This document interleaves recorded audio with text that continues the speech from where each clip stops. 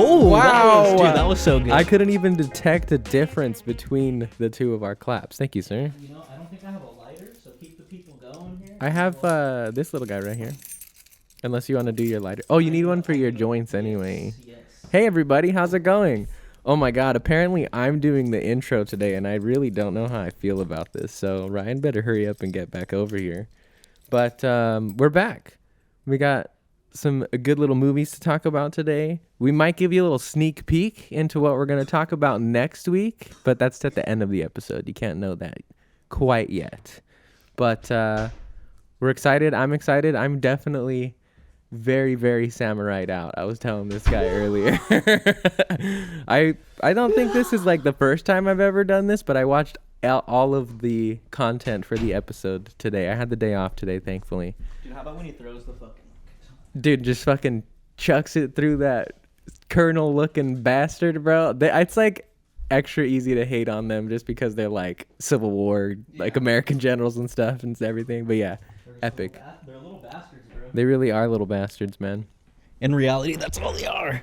But what's going on, everybody? Howdy. This is TH4TV, where two guys happen to get too high and also happen to talk about a little bit too much TV. All happenstance. That's all it is. It's kind of crazy how it's all a coincidence, you know? It just happens. It's coincidental. We don't mean to do it. You know, actually, funnily enough, we don't actually mean to set all this up either. We just walk in, I show up, I just have a walkabout every week or so, and I happen to end up at Ryan's door, and all this equipment just happens to get set up, and we just happen to record a really good podcast. Yeah, it's like, and when I come home, like, it just happens to be set up. I walk in, I'm like, oh, okay, we're podcasting Can't today. explain it. It's almost like the universe wants this podcast to be made. We need you to be a podcaster. As it was written. As it was written. But yeah, guys, what's going on? This is episode number motherfucking 93. Crazy. We're getting there, bro. We are.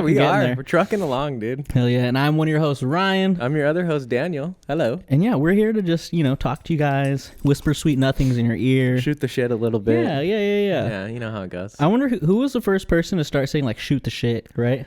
You know, I would like to think that, like, that they were one of the coolest people ever, but unfortunately, I think it was probably more along the lines of, like, the first guy who said it doesn't get credit for it. Yeah. Because, like, he said it and everybody was like, what the fuck are you talking about? And then eventually somebody was like, I'm just shooting the shit with my buddies. And he was like, I did that. He said, that was me. He's all fucking shaking. Yeah. I did it. His life fell apart after that. Like, ended up on the streets. Dude, speaking of slang, there's this dude that I've been following on Instagram.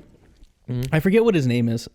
I got to be better at that. But I stumbled upon him in the Reels. And... the Reels. And he was like part one of creating slang terms. Oh no. And gaslighting my middle school students into thinking that they're actual slang terms. Oh, nice. That's funny. He has like 4 parts. And what was the first one? It was like he did like mute, and he's like, mute is like low key, right? So if you want to do something, you're like doing it on mute. I like that. That's cool. That works. He did another one where he said Turk from Tarzan. Okay. And he's like, Turk is Tarzan's best friend. Yeah. So Turk is just another name for all your homies. Okay. Oh yeah, like Daniel. That's my Turk right there. Daniel, that's my Turk right there. I like bro. that. That's not bad. Yeah. He did another one with Remy from Ratatouille. Okay. And he's like, a rat cook? Pretty gross, right? And a rat cooking your food, you would never think that, right? Rats are really dirty. You don't want them anywhere near your food.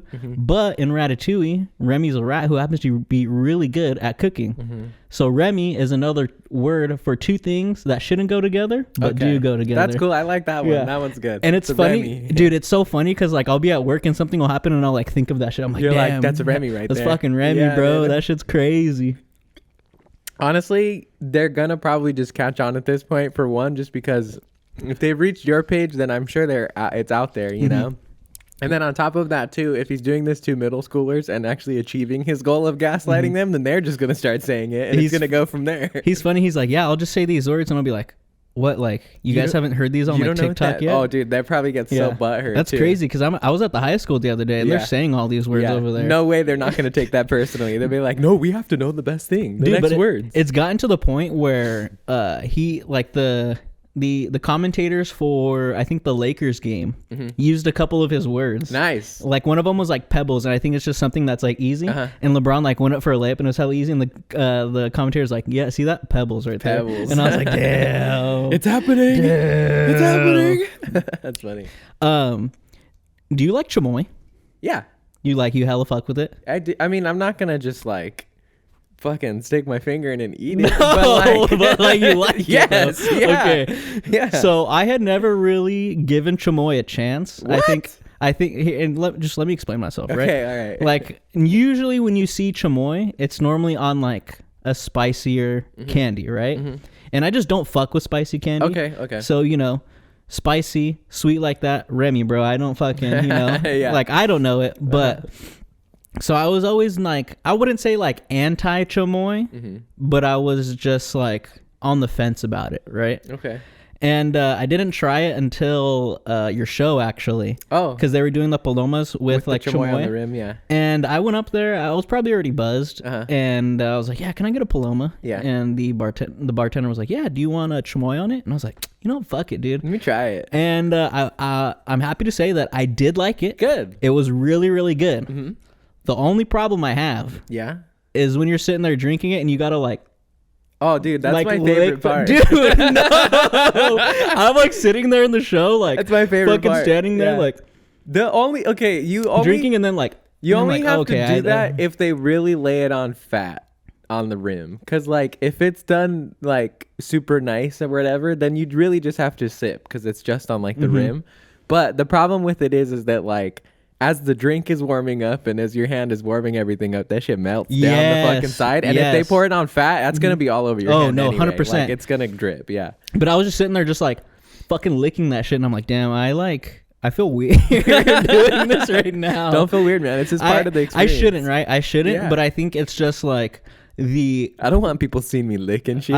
I think it's just like the thing ingrained in my brain as a heterosexual male that anything that is slightly off course of being heterosexual is gay. It's just like, I don't know about it, man. You're not gonna catch me licking chamoy out here.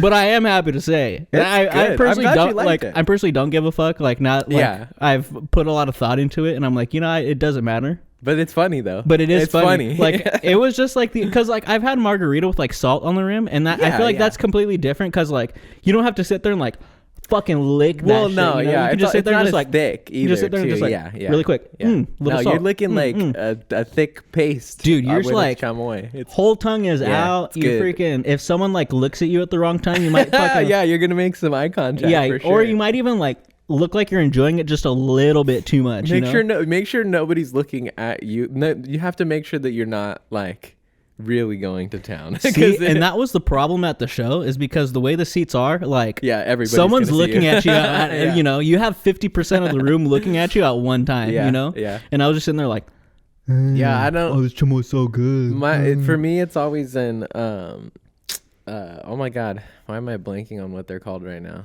It's my favorite drink, micheladas. Holy shit, that took me a second. That took me way too long.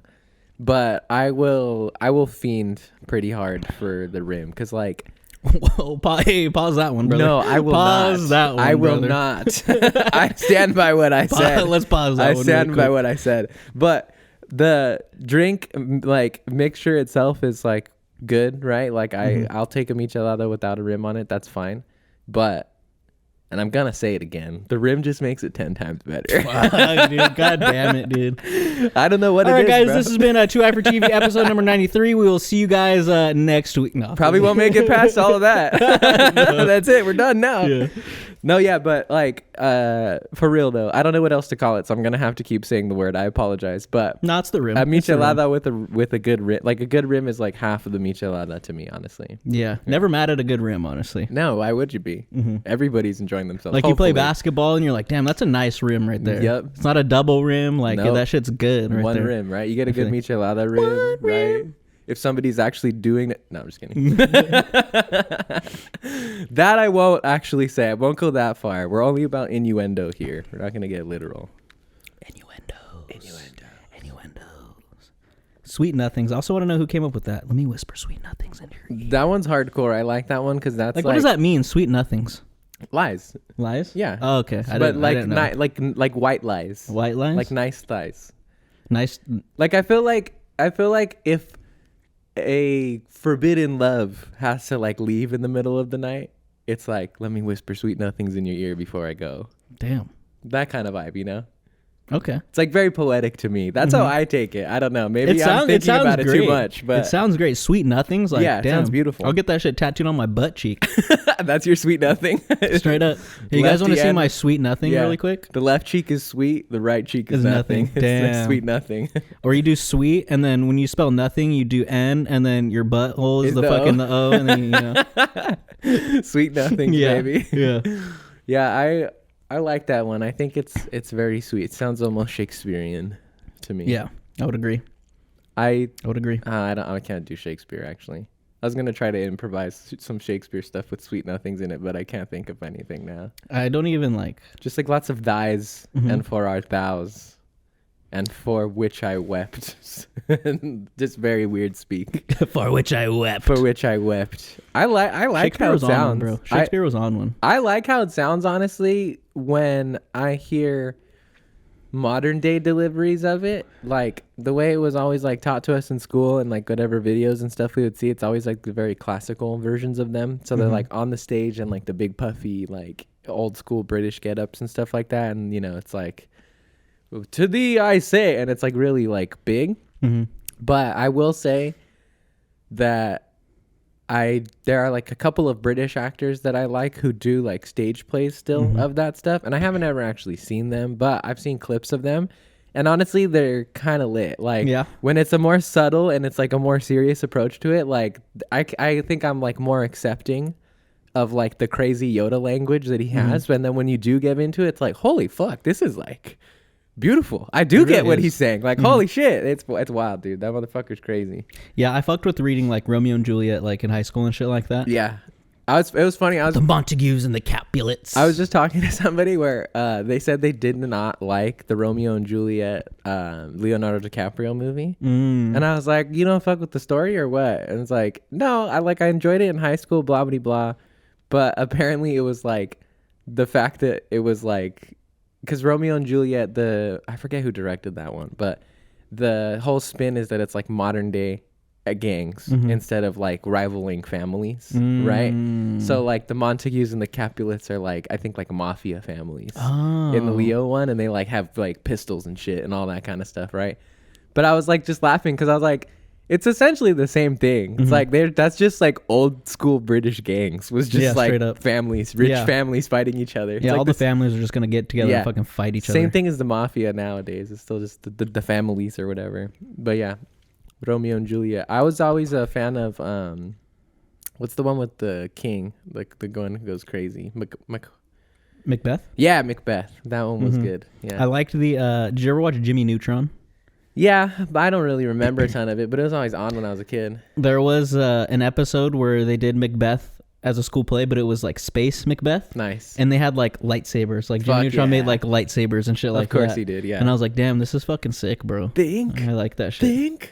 Think.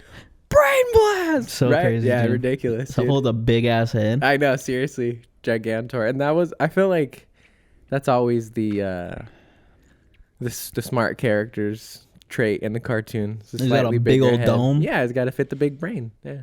Like, yeah, this guy's smart. How should we draw him? Well, we're just gonna start off with a big ass dome. Makes sense. And then we'll just go from there. Did you see that? I think, let me double check this, but I'm pretty sure a Megamind sequel just like came out in theaters. I and I heard it was like really bad. Yes, I also fucking saw that. Which is kind of a bummer. You know what I saw was really fucking good? Oh, wait. No, sorry, go ahead. Because as we're recording this, I believe tomorrow, Invincible Season 2 Part 2 comes out. Oh, nice. And there's a page on Instagram that I follow, and I definitely have a lot of trust in when they review shows. And they rated that shit 5 stars. Yeah, I saw everything else I saw was 4.5, like 4, whatever. So like, and I'm not worried either. No. Like I think at this point with everything the show has done, and then especially to where we ended up by the end of like the halfway point of season 2, I'm fully on board. Like, Yeah. they can do anything in that show, and I probably won't care. Dude, it's gonna get fucking crazy. Yeah, that's I'm all. excited. That's all I know. I saw. I didn't go back and watch the actual like intense rewind, like pick out every detail thing or anything like that. But I saw a article that had said that what's the chick's name? I'm forgetting all the names right now. What the fuck is Mark's race called? Oh, Viltrumites? Viltrumites. What's the Viltrumite lady who fucking rapes him in the comic books? Oh, like Anissa or something like that? Apparently somebody spotted her in the trailer for this next part. And I was like, damn, already they're going to go for it. That's crazy. I don't know if they'll get like that far yet, because there is like, they do have like initial meetups before all that shit actually like goes down. Yeah. So they'll probably meet.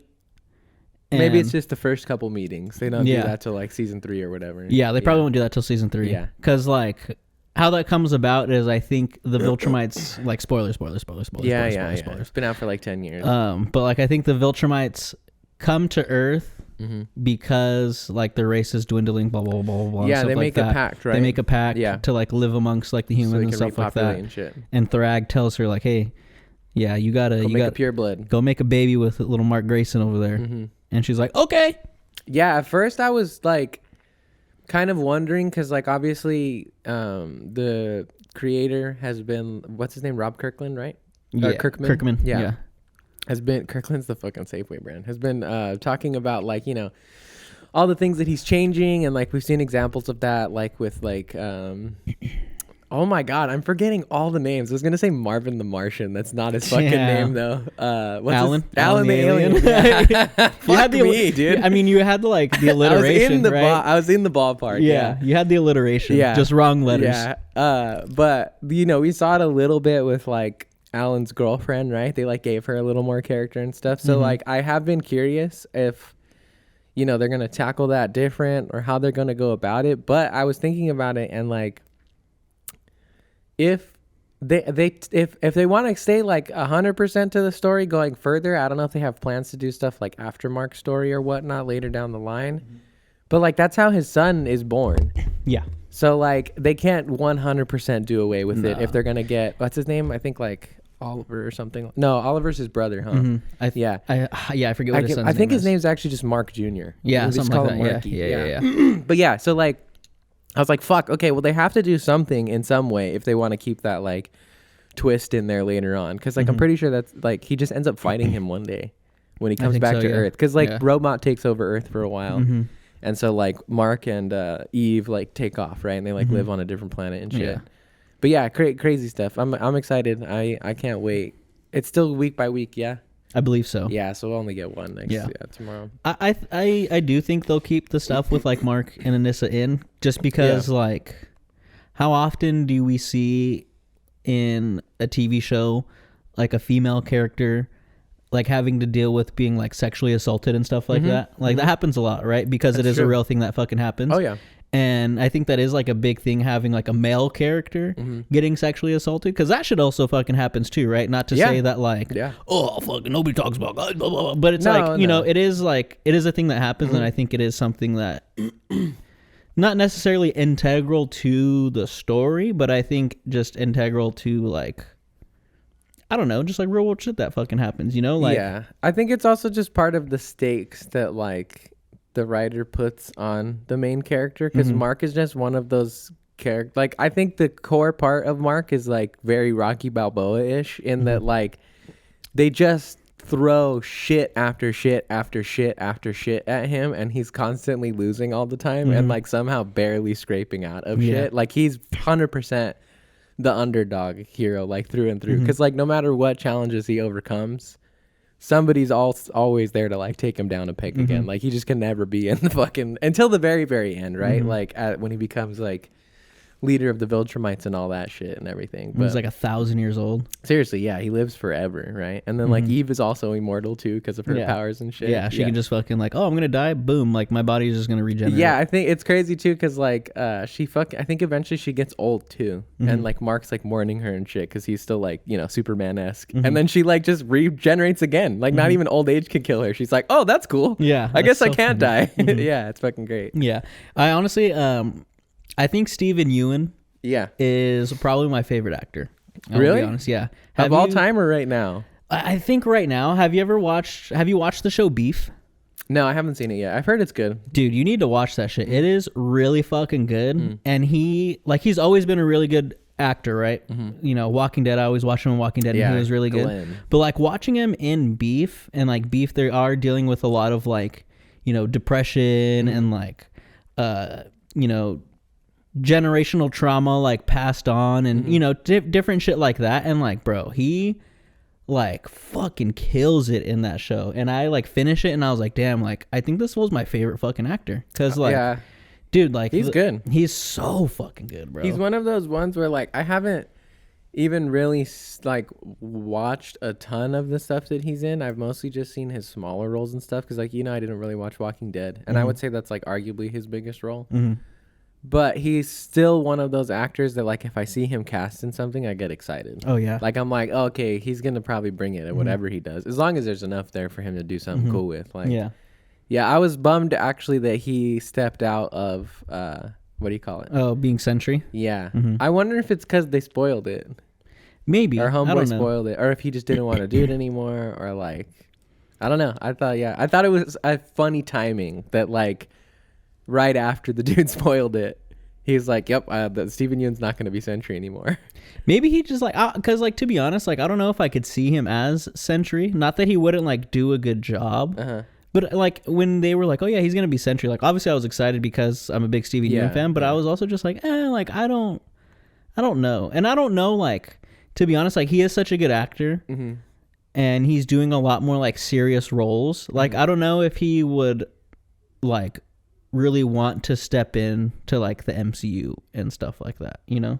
Yeah. I mean, honestly, I would say that depends on how well he's doing financially. Yeah, that's true. Because that's a big reason why people do Marvel movies. Get a fat paycheck. But yeah, I mean, I think I had the same sentiment when it came to like the physical appearance, but then I thought about it and I don't really know Sentry and like what he's about. Like I know nothing about his character. Pretty much Superman. I mean that I get, right? But there has to be some kind of characterization, right? Like he has to have a personality, I assume, at least. And I don't know what that is. Yeah, neither do I. That's why I was kind of excited to see like what he would have done with it. Cause again, all the merits that we've given him already is like a good actor, recognizable face, like all these different things that would have been cool to see. I would have been down for it. But I mean, I'm also a longtime fan of like cast unknowns when it comes to roles like this. Like I think that's where you find the most success with this kind of stuff is just casting until you find the right person, rather than just like sticking with a short list of Hollywood favorites, you know? Very true. But it is what it is. Did they recast somebody already, or is he just out? I don't think they did. I want to feel like I want to say that I think they said someone, but I don't. Oh, Mega Man 2 did come out, by the way, on March 1st, and apparently it was really bad. Yeah. Let's see. But yeah, I don't know if they've cast. So I want to say I think I saw that, but I see a lot of things also, so I could be like. Oh, okay. It says this was from the 30th from Screen Rant. They're usually not too bad. And apparently it is a guy named Louis Pullman, who I do not know. Yeah, do I? But yeah, Sentry just looks like Thor. Oh, he was in Maverick, Top Gun Maverick. I don't know which one he played. One of them. He played one of them. One of them guys. One of them fighter pilots. One of them guys. Yeah. Yeah, I also heard that, like, apparently there's a shift up, too. I guess, like, Bucky was supposed to be the lead of that movie, and that's not so much the case anymore. Interesting. It's, like, more of, like, an ensemble or something like that now. But yeah, I mean, that would make sense if Bucky was like the Captain America of the Thunderbolts. Yeah. The tactical leader guy. Everybody else is kind of either like really intense or kind of goofy. Sebastian Stan. I wonder if he's like kind of wanting to step away from the MCU as well. Because, you know, he is doing like, he did like Pam and Tommy. Yeah. He did Fresh, you know, doing, you know, different things like that. And I think it is nice because he is a super good fucking actor. So it is nice seeing him like branch out and do different things. I want to believe. And I'm going to say this. I technically have proof of this. Oh, okay. Breaking news here on TH4TV. I want to believe that the MCU doesn't necessarily mess with your chances of being a quote-unquote serious actor if you're a good enough serious actor. Because Robert Downey Jr. just won the Oscar after how many years of only being in Marvel movies, you know? Like, so if you have the stuff, I think it's not necessarily going to hinder your choices. I don't necessarily, I don't want to say like, I don't want to say like being in the MCU like hurts your chances to do that, but I think it definitely takes away time from like the actor's ability to do. Well, it's the those different roles and scheduling stuff I like know that, has you know? always been crazy. Because like I think... Because like stuff like that even starts with like, oh, they got to fucking work out and they got to build up the That's physique true. to Yeah. do stuff like that. Yeah. So that's like, Yeah. you know, takes months to do that. And Yeah. then you're going to go into fucking shooting and stuff like that. Yeah. And then you're doing press and you're doing all this shit for these fucking movies, right? Whereas like, you know, not that they don't do it for other movies. I And mean, stuff the like press and the prep is still in there. It just looks different, I think. It's Yeah. not as like high focus. Like everybody wants to see the Marvel press junkets, right? Because it's like, oh, like you can, you know, there's always the compilations like Robert Downey Jr. and Chris Evans being a chaotic duo for 10 minutes. It's always that kind of bullshit, right? But like, yeah, press junkets are boring though. Like, I don't think anybody really wants to pay attention to them unless it's like actors that they like for the most part. And then same thing like with the prep is it's like, I'm sure, again, I mean, everybody has their own process, I guess. So who knows like what everybody's doing, but I would imagine that they're probably still spending like a decent chunk of time with like the mental preparation of like the acting game and stuff like that. But that's obviously not as time consuming as like physically training your body to look the way that they do in those movies and shit like that. But yeah, I don't know. I think that I personally find it silly to exclude somebody from the running or the conversations of like these more demanding roles, I guess you could say, right? Like, I guess like emotionally demanding, right? Because like a Marvel role is like maybe more physically demanding and stuff like that. But like, yeah, who cares? Like, if you do like if to me that's range more than anything, Yeah, 100%. right? If you can do the cheesy whatever blah blah blah simple stuff and then also still do that, that's an actor that I want, because then you know they can do anything for you at that point. Just be careful which cinematic universe you sign up for. That's all. Did you see the Saturday Night Live opening that Sydney Sweeney did? No, but I heard she like made some jokes about Madam Web and stuff like that. I didn't see all of them, but I did see one. And in her monologue, she's like talking about like movies you might have seen her in and like stuff. I think she like name drops Euphoria and like something else that she's like famous for. And Probably the fucking like the rom-com that she was in with that Glenn Powell. Yeah, that newest one. Yeah, I've been seeing a lot of. Well, there's a bunch press of for that. controversy because people thought they were having an affair. Like in real life. Yeah. Oh, is one of them with somebody? Is Glenn Powell married, or she got a boyfriend? I think prior to the movie that they were shooting, I forget what it's called. One of them was in a relationship. They were both. So prior to okay. Glenn Powell was in a relationship, and I think I forget if it was like right before or during the filming. Shooting, yeah. They split up. Oh, okay. And Sydney Sweeney also has a fiance. Oh, okay. So she's for sure getting married, and like it was definitely like blown out of proportion. I was like, gonna say, I think that's just good juice for people to take. And I think what it is, like, it's a rom-com, right? Yeah. So you're gonna see them in like you're gonna see them being romantic with each other, like especially when they're on their press run. Like, well, they have the chemistry, obviously. Otherwise, they wouldn't have casted them. So yeah, it's gonna seem flirtatious, just because that's what it is. And people are like, "Oh, she's cheating on her fiance with them." Yeah. That's fucked up, honestly. Yeah. But anyways, the joke was funny because she's like, again, I don't remember what she says. It's just like, you probably see me from Euphoria, from this movie. She goes, you probably have not seen me in Madam Web. And I was like, oh, that's balls, dude. That's pretty hardcore to just fucking drop that shit on SNL. Like, obviously not as big of a platform as it used to be necessarily, but still pretty big. It's still pretty big for sure. Yeah. I think it's the quality, I guess, that is different now, right? Oh, yeah. But like, yeah, that's a hardcore fuck you to the studio for sure. I'm down for it. I think it's great because like, you know, I heard stuff that like, whether it was like a failure to research thoroughly on her part or an admittance and like maybe even straight up lying and like blurring the truth on Sony's part, she wasn't aware, from what I've heard, that she was not in an MCU movie. She thought Madam Web was supposed to be part of the MCU. Interesting. And again, I don't know how that got mixed up in conversation or whatnot, but either way, that's probably something you want to know before you do it. But at the same time too, like, you know how you hear from these actors and stuff like that all the time that like obviously they're not quite as tuned in as we are as fans, right? Like we're paying attention to the differences between like a Sony Spider-Man movie and like a Disney Spider-Man movie or something, right? But a lot of the times from what I hear from these actors who are actually in the movies, they don't give a shit about that stuff. So like maybe she just doesn't know either, you know, that there's like two different like movie studios making these movies and stuff like that. Like, yeah, I mean, fuck, I don't know. Like, I feel like a lot.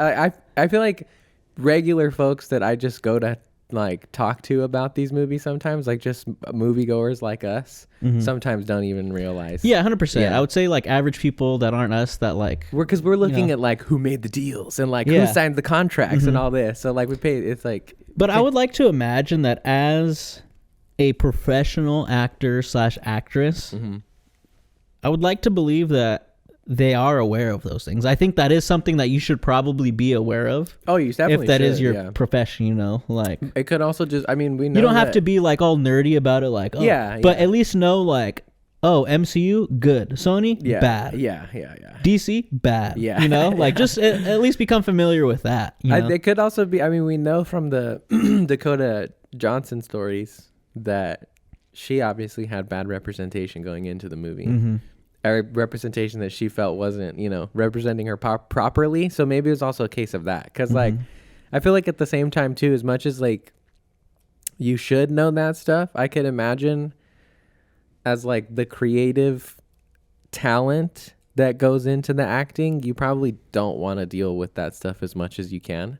Because at the end of the day, like, your job is not to like know that stuff, right? It's like to inhabit the characters on the screen. So like you leave that to your team, and if you don't have a team who's like paying attention to that stuff for you, then you're kind of fucked. Because I feel like that's where a lot of their shit comes from, and where like a lot of bad deals come from, where it's like, why are we seeing this great actor in this movie or whatever? It's not. I don't think it's necessarily because like they made a bad choice, right? Like it's just that maybe it's just either money, right? They're like, oh, it's got Marvel or superheroes in the name, it's gonna make $1 billion, I should try this. Or again, just like they're not getting all the information properly of like what they're getting themselves into. Yeah, true. Yeah, in general, I don't think anybody should sign up for Sony movies at all. Like unless it's a Spider-Verse one, you can go in, bank your lines in like a few months, be good, then like that's cool. But other than that, man, none of the stuff that they do makes me. It's just so baffling to me. It's so baffling to me that like Spider-Verse is so fucking good, but everything else is just so fucking bad. Well, I will say a lot of the times, even within like full companies, the animation studio is separate. Okay. From the like live action movie stuff that they do. So it could just be that they have better people in that department, or I mean, Phil Lord and Chris Miller are like pretty outspoken guys in public. So I imagine they're probably the same way when it comes to dealing with them too. So they might just be like take no shit kind of directors too. You know, they're like, we're going to do this, this, and this. Like same thing with like the South Park dudes, right? Like they still have to censor some of the stuff that they initially write, but the amount of shit that they get in there lets you know, like they don't really give a fuck. Like they're going to do what they want, you know? Yeah. I think, I don't know. But yeah, it's just baffling to me, right? Because they are like animation and live action are like separate entities, right? But you are all under the same umbrella, which is Sony, and like it just baffles me that on like a business standpoint, that they're not like looking at animated and be like, wow, what is making this very good? Yeah, right. What's making this work versus what's not working over here, and how can we like translate that over to live action so we're not losing money? And not that they have hella money, so it's not like they probably don't care that they're losing hella money, but it's just like, you know, if one aspect is super good, wouldn't you want to make both aspects like really fucking good so you can optimize how much you're making, right? I think it's probably they're just taking the surface level notes of stuff, because that's what I would imagine studio like suit executives are gonna do, because they probably look at something like Spider-Verse and go, oh, okay, Endgame just came out and made the most money that any movie has ever made, aside from Titanic. So this movie is also a multiverse movie. They must want multiverse. They must want expanded universe. Let's put as many different characters from this one character that you know into these. So that's why we get a Madam Web. That's why we get a Craven. That's why we get Venoms, right? And like The one thing I will say is that I don't understand why they have continued to produce these movies post like Carnage. I would say Carnage even. I thought Carnage was really bad. I don't know which one came out first, actually. If Mobius came out first, then yeah. Or Morbius. I believe that came out first. Okay, yeah, then Morbius. Like, with the amount of just, like, open shame and trash talking that, like, all of those movies get, I just don't understand why they continue to produce them. Like, as far as I know, Craven's still going to come out. Yeah. Like, they released this movie, even though, like, even before it came out, people were talking crazy shit about it, you know? They like, just announced Venom 3. Yeah, The Last Dance. Dude, so dumb, bro. So stupid. What does that even mean for Venom? I understand, like, Last Dance, last movie. The last movie. But it's just, like, that's such a stupid title. Yeah. They saw the Last Dance, the Michael Jordan. They're like, oh. We got to take that. We got this, We got to use it. We got it. That those movies are just like super corny in general, and I think that like people want. I know there is a fan base for those movies, and like I can understand it to a certain extent. Like I think the first movie's not awful. I don't love it, but I don't think it's that bad. Yeah. I think the second one sucks pretty bad, and I like don't really want to see the third one. But yeah, the first one's okay, so I get it to a certain extent. Yeah. But like I think in general, fans want to see the more like the Insomniac Spider-Man, like the more brutal, hulking, like monster version of him that just comes in and fucking wrecks house. Not like funny, happy-go-lucky. Oh, Eddie Brock and Venom on wacky adventures. Oh, like, Venom's gonna cook Eddie Brock breakfast. Yeah, like I it's funny, and I think it's like on paper, I could see how you would think. Okay, this is charming. Like, this is cute. This is funny. And I would even go so far as to say that story would work well in a comic book where you have established him as a character, right? But the fact that we don't have a classic on-screen appearance to point to for him means that, like, you need to establish him as his base character first before you start playing around with what you do. Yeah. At least in my mind. That's how you earn my trust. Is it's like, give me something that's classic and true to what I know and love from my childhood. And then you can really do whatever you want after that. Like, I don't give a fuck after that. Like, I'll watch a Ragnarok and I'll watch a Love and Thunder, right? But I'm only going to watch those because he's so fucking Thor and all the rest of the stuff before that. He's so fucking Thor. So fucking Thor. I'm Thor after last night. Sorry. But yeah, I feel like that's the ticket to my heart with these kind of things. Is just give me something classic first that reminds me of my first experiences with them, and then have fun. Then take a left turn instead of a right, you know? Yeah. Don't start out the gate being like, we're doing something different. We're going crazy with this one, guys. Sony, I'm just always scratching my head because it's doesn't make sense.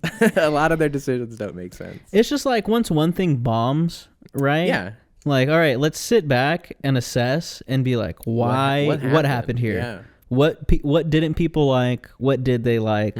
Fucking, oh my god, dude, that's It's weird too because now that you mention it too, it's like it's not just animation either, but like Sony kills it on the gaming front as well. Yeah, like all of this like first party PlayStation games are like lauded as like literally all of them are lauded as like some of the best video games of all time, right? You got your Last of Us, your God of Wars, your Uncharted, whatever they may be.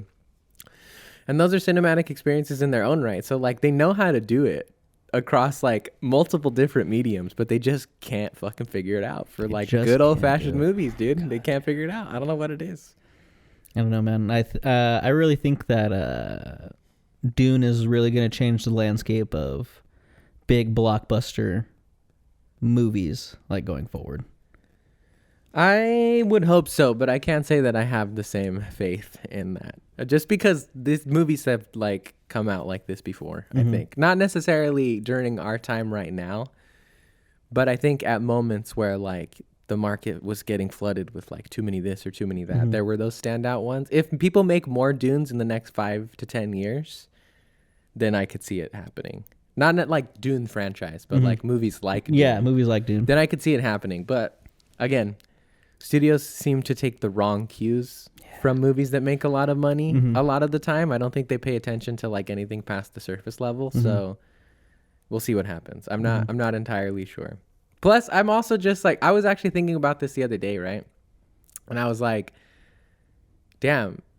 I don't think it actually matters that much what type of movie or what genre of movie or what caliber or class of movie shifts to the top.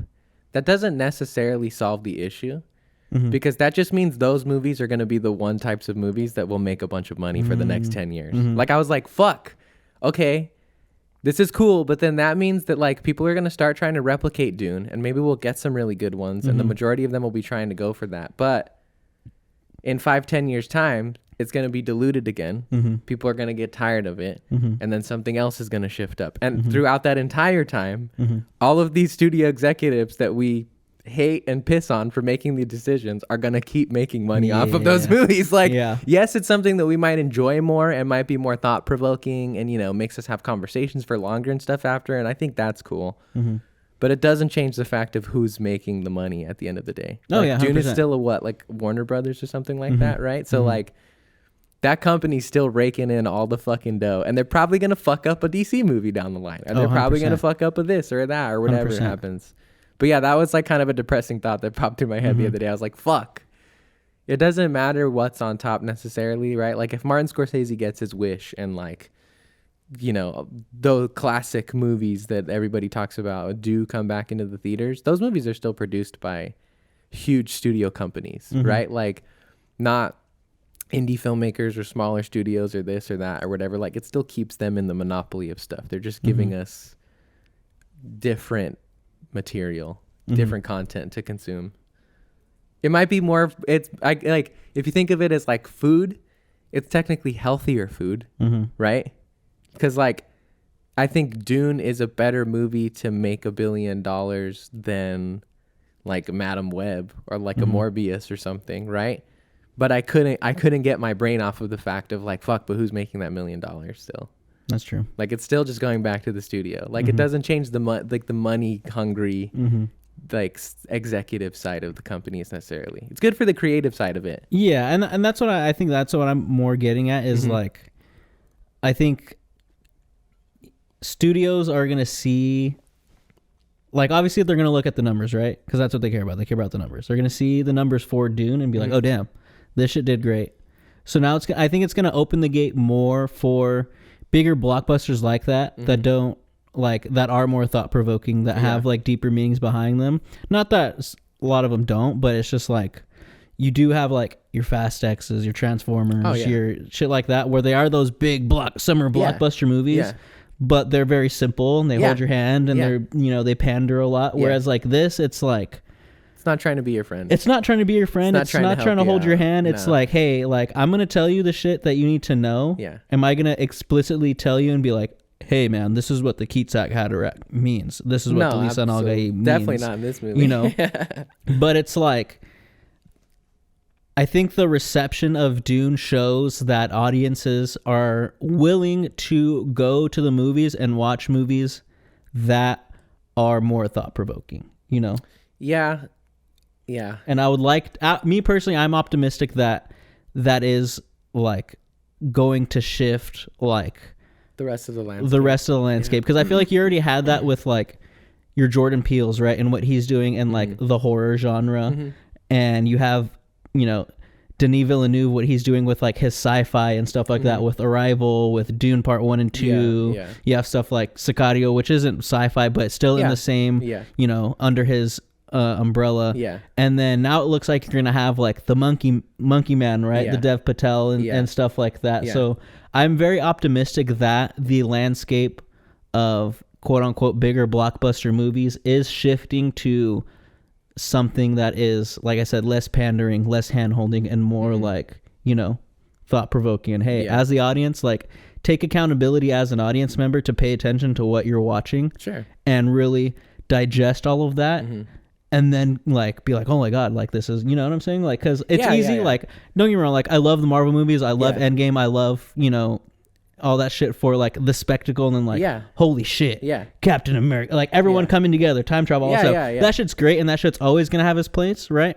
But I do also love the Dunes that are like, yeah, man, this is a great epic sci-fi movie, but we're dealing with a lot of like bigger thought pieces, right? We're dealing with like a lot of politics. We're dealing with a lot of like religion. War. I think this one's like religious war for sure. Oh, 100%. And just like, the dangers of like fanatical, like religious, people or whatever. Yeah, like yeah, that. Definitely, yeah. And it's actually funny, like Caleb came in today and was like, yeah, I think I'm Stilgar, bro. And I was like, oh, so you're just a crazy religious fanatic? And he was just like, yeah. And I was just like, dude, I was like, what? For pop culture, yeah, we kind of all are, honestly. Yeah, exactly. But yeah, so I'm very hopeful that like like with this, right, the landscape is changing because it is such like a big movie, right?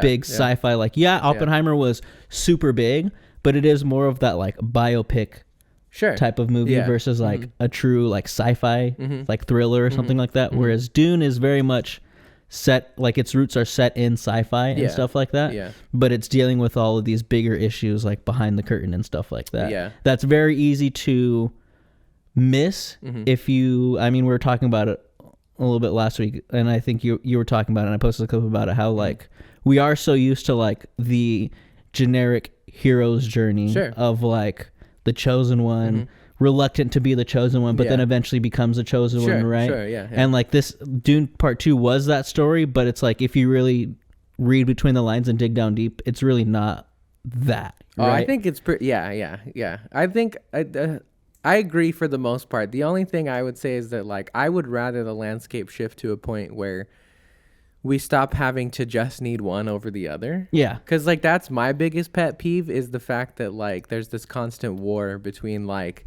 one of these is better for you than the other, and like I think at different times that's going to be different for different people. Because like if you're in a moment of your life where you need to feel more active about the art that you're consuming and you need it to make you think more, then you're going to want something like Dune.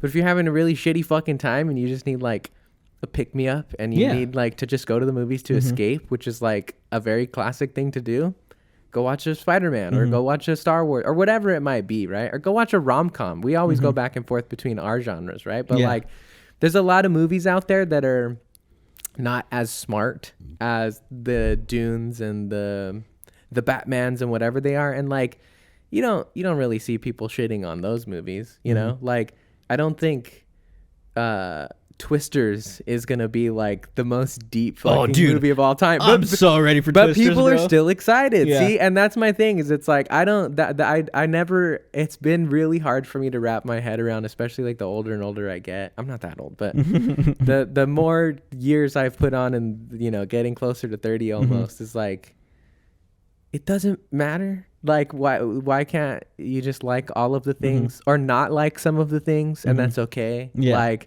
It doesn't have to be that one thing is like the best out of all of the things, And I don't know, this. Like that's just how I am in general. Yeah. It's like I enjoy all of these things, and maybe I'm just in like a lucky position of like not having a super high standard for things. As we know, I'm very easy to please, right? But like I'm able to enjoy a wide variety of like quality. Yeah, I would say, and like. I just wish more people could do that from time to time. Because really, at the end of the day, it's not like... I don't personally think that it's like that crazy impactful on like our society as a whole, We're brainwashed by far more intricate things than the movies that we watch, Like, I don't think that's the fucking battle that we need to really be worrying about. Yeah. But yeah, I just want to get to a point where I can watch my Dune... and I can love it and I can be super down, and I don't have to hear somebody be like, finally, something fucking better than these fucking Marvel movies they've been putting. Like, dude, who cares, man? Like, you probably still enjoyed that one too, but now that there's something better and you don't want to be left out of the conversation of what's what right now, it's like, no, now I'm on the Dune train, bro. Like, I'm about this shit. I just, yeah. Opinions are opinions, man. Yeah, it is what it is. Just like what you like, and if you don't like something, that's okay. That's my fucking mantra on this show at this point. I swear to God, I say it all the fucking time. But yeah. I just want an even playing field, I just want a little bit of everything. I think the main thing, because I actually tripped out on this. I think that where I hope it does change things up a little bit, and I feel like this is one that actually will maybe happen is that apparently Dune had a sizably smaller budget than a lot of other big blockbusters of this scale do.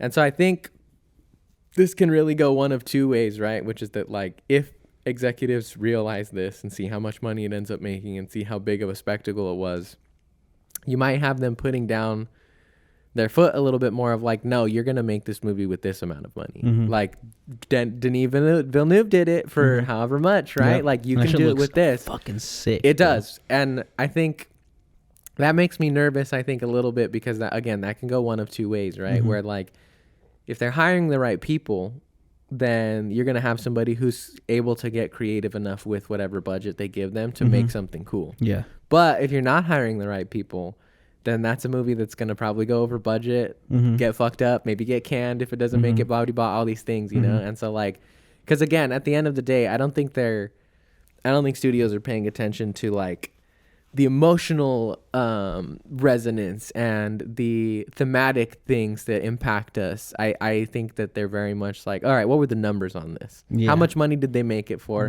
How much did it make after that?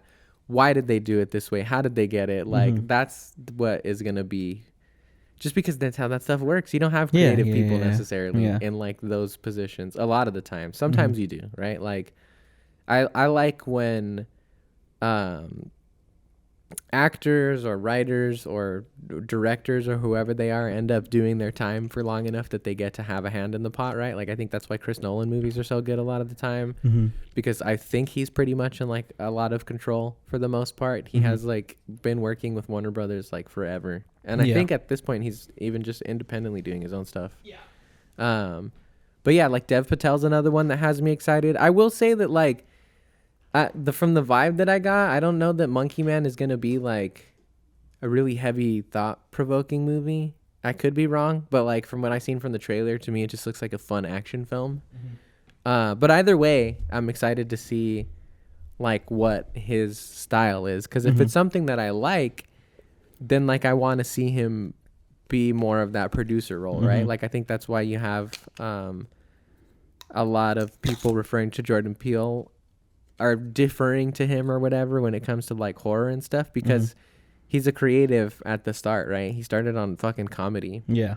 Key and Peele. Yeah, forever and ever, right? But he made his way up to that director and now producer and this and that. And I think that's why people, like, appreciate and respect his shit so much, is because he comes from the bottom of it, you know? Yeah, 100%.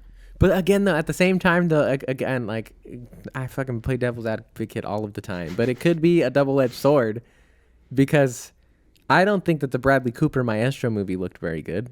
And that was one of his, like, self-directed ones, you know? I heard that one was really fucking good. Really? Yeah. My aunt watched that and she said it was really, really good. I thought it looked a little bit corny, but I could be wrong. I don't know. I've also only just read a lot of the articles and buzz and gossip bullshit surrounding it and everything. I haven't actually, like, watched any trailers or anything like that, so I could be wrong. But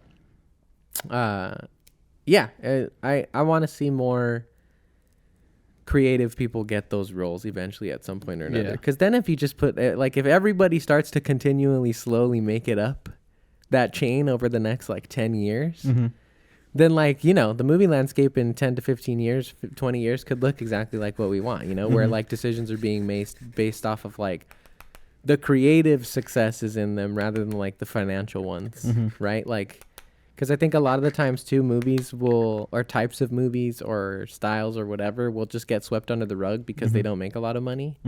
Like, sometimes stuff's really good and it just bombs. Yeah. And then the studio's not going to make another one of those, right? Because, like, again, from the financial standpoint, why would you? This type of movie didn't make enough money.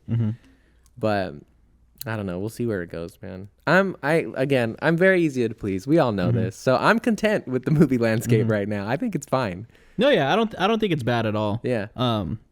I think more of what I'm getting at is I like seeing the equal opportunity of these big blockbusters that are thought provoking and not necessarily just like the eye candy and like, you know what I'm saying? Like, so, I mean, I like, you know, I love the Marvel movies. Like, I'm always going to love going to watch those, but I also like the Dunes that like, you know, that are this big sci-fi epic, but it is like, you know, makes you think a little bit and, you know, shit like that. So I would like to see more equal opportunity for stuff like that. Yeah. Whereas like, yeah, we have a big blockbuster like a fucking Transformers, but we also have a big blockbuster like a Dune, and like they can coexist in the same space and like not necessarily have to be pitted against each other because they are very different. Well, I think the other thing too is it's like I think we as audience members just need to learn to start speaking the language of the executives a little bit if we like really want something to change. Because at the end of the day, a blockbuster is not a blockbuster because of how it's made. Yeah.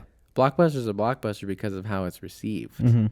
And there's a lot of people out there, myself included, who do not speak with their wallets, right? Like if like what do you call it, like that Martin Scorsese film or whatever, I don't think it made like a ton of money, probably made enough, but it's not, you didn't hear like blockbuster sales numbers from that one coming out, right? Yeah, I think that's also like a unique situation where you have like an Apple TV producing that, right? Yeah, I guess that's true. Yeah. So like it doesn't, I don't know if they're necessarily paying too much attention to like the box office numbers and shit like that, because that shit's just gonna go on streaming for them as well, you know? But I guess my point is that like there's a lot of movies out there that I think people will complain didn't get enough attention. And again, I find that to be a confusing complaint, because the only way it gets attention is if we as like, we're not forced to go watch any of these movies, you know? Like if it's really that much of a problem to a particular person, don't go watch Deadpool and Wolverine. Yeah. Don't go see Secret Wars, right? Like don't go watch all of these movies. Don't go watch Transformers. Don't go watch Fast and Furious, right? Like the reason why they keep making stuff like this is because we keep going to watch them, and we pay, like we obviously have the money collectively as a society to have a movie make $1 billion. Yeah. But we're not doing that for the ones that like quote unquote deserve it. And again, like at the end of the day, it's like that always just brings me back to the point of like, not everybody wants to watch the same things. And so easily digestible movies are obviously going to make more money because they're more accessible to more people, right? Versus like stuff that is harder to watch or like harder to process afterwards, or like a story like Dune where your hero kind of becomes like, I don't want to say like a bad guy, but becomes a little more rough around the edges, right? And like does crazier shit than like your typical hero would, is maybe not as easy to watch. And you're not going to spend your money on something that's not easy to watch necessarily, you know? But yeah, again, that's why I brought up the whole shit earlier of like these conversations, and I think this like eternal war at the end of the day, This eternal holy war. it's about money, right? 100%. Like it's not about the quality of the movies. Again, like we'll go to bat for something like a Dune or like what do you call it? Like, yeah, the Batman. I mean, that made a lot of money. Nope. Yeah. I love that movie. I don't think that made like a ton of money in respect to like a bunch of other stuff, but I'll go to bat for that movie any day. That was my favorite movie of 2022, right?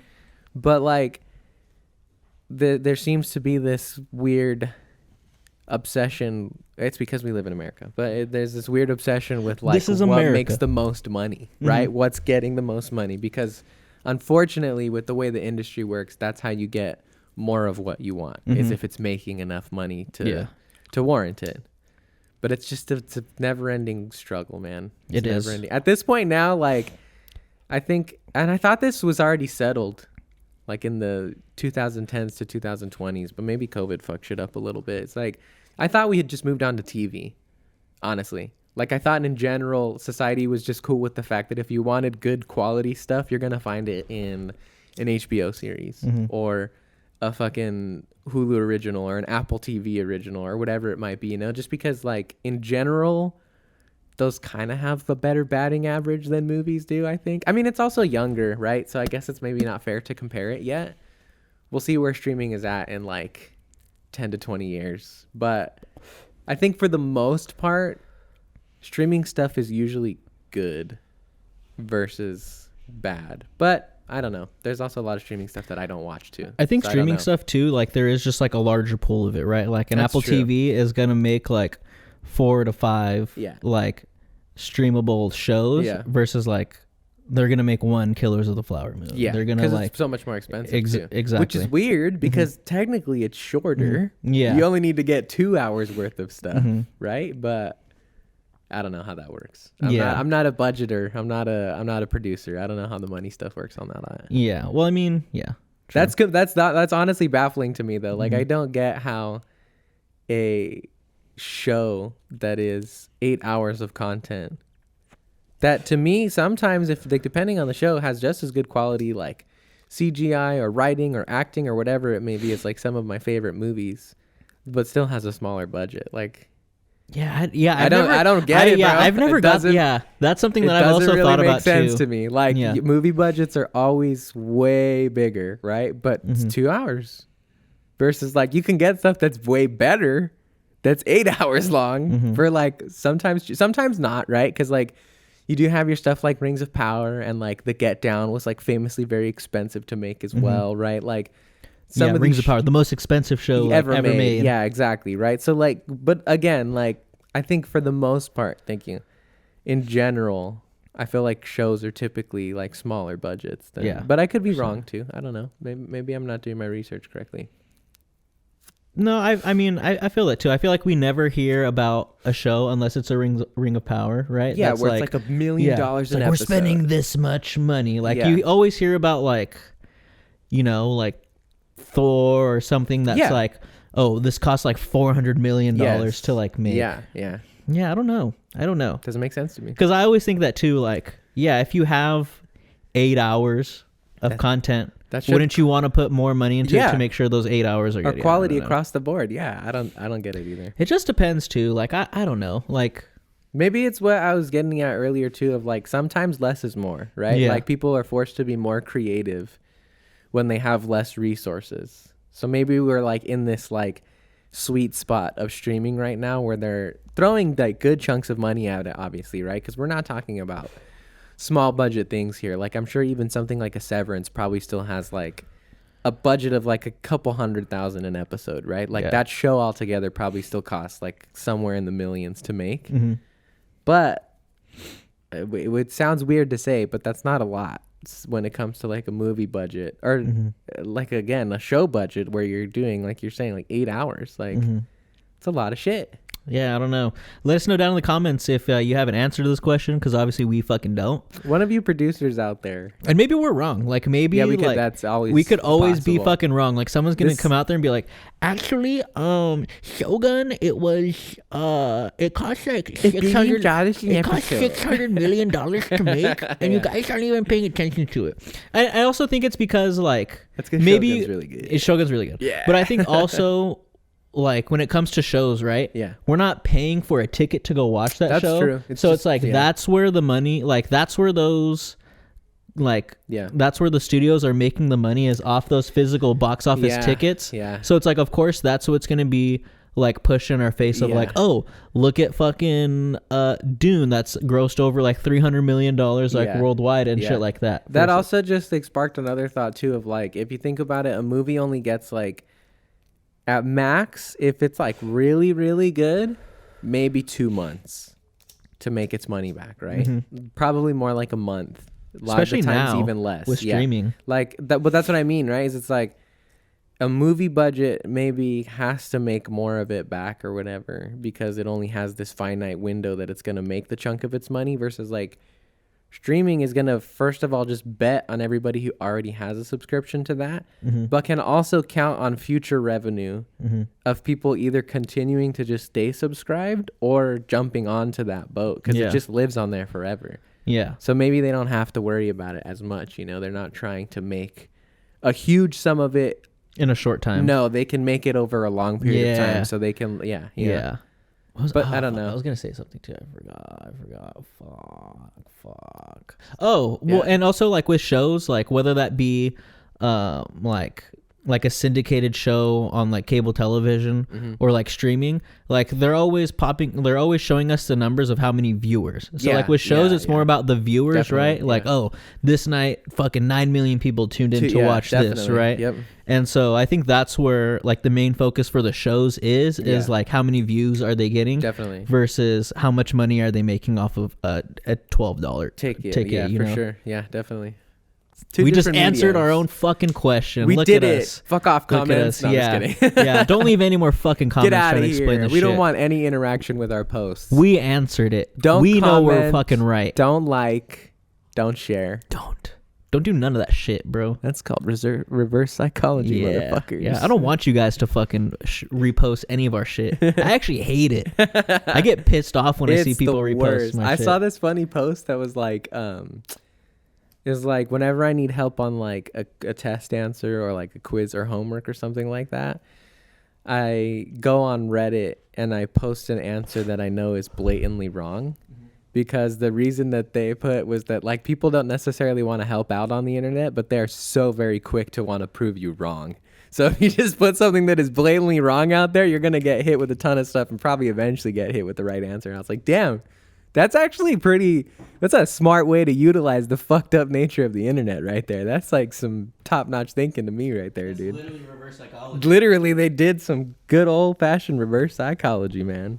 Yeah. Crazy shit. Oh, yeah.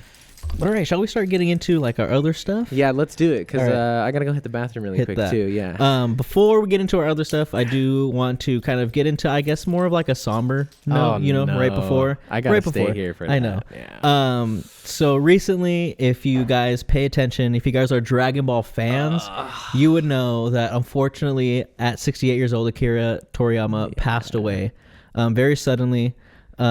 I think he had like an acute like hematoma or something like that. I don't know the medical term. It's something like an that. intense bursting or bruising of the brain. And yeah, I mean, I just wanted to come out here and say like, rest in peace to him. Obviously, thoughts and prayers going out to, his whole family and everyone.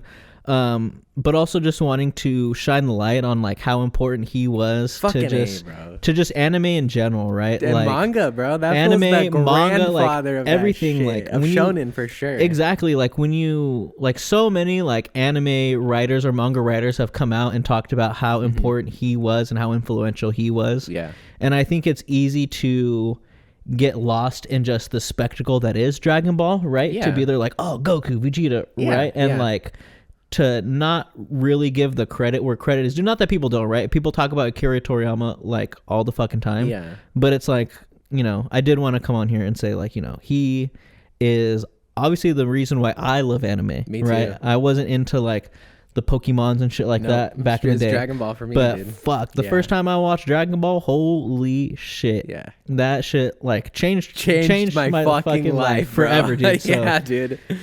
It is sad, it is with a heavy heart that I, come to you all with this news if you haven't already seen it yourself. But man, yeah, like the anime and manga world is for sure not going to be the same without him. Yeah, definitely not. And yeah, man, it's sad, it's tragic. I feel like there's been so much loss already like this year, with him.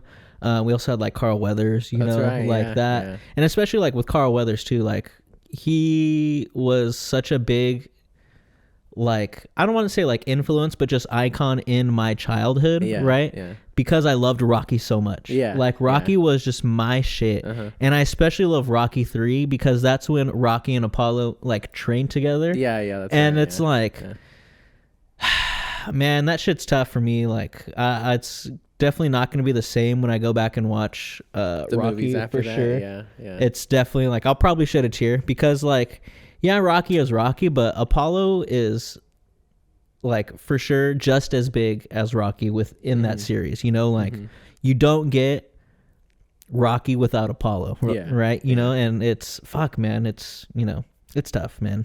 Yeah, as soon as like everything, like I've read about it, like I think like 4 or 5 days ago, and I was tripped out because like the news was super late, right? Because like apparently he passed on like the 1st of March. Yeah, which is like crazy. Like the I mean, whatever, respect and privacy to however Exactly. they wanted to handle it. I think that's important. But like, yeah, let me here. Cheers, man. This one is to all the homies that have passed, exactly. unfortunately. Exactly. But yeah, I like went back and started watching Dragon Ball again, like immediately. Mm-hmm. And it was hella sad, bro. Honestly, like it was like it's just crazy because like I think there's a lot of stuff that like I like and look for, especially in like the power fantasy stuff, because like that's what a lot of shonen stuff is at the end of the day, right? Mm-hmm.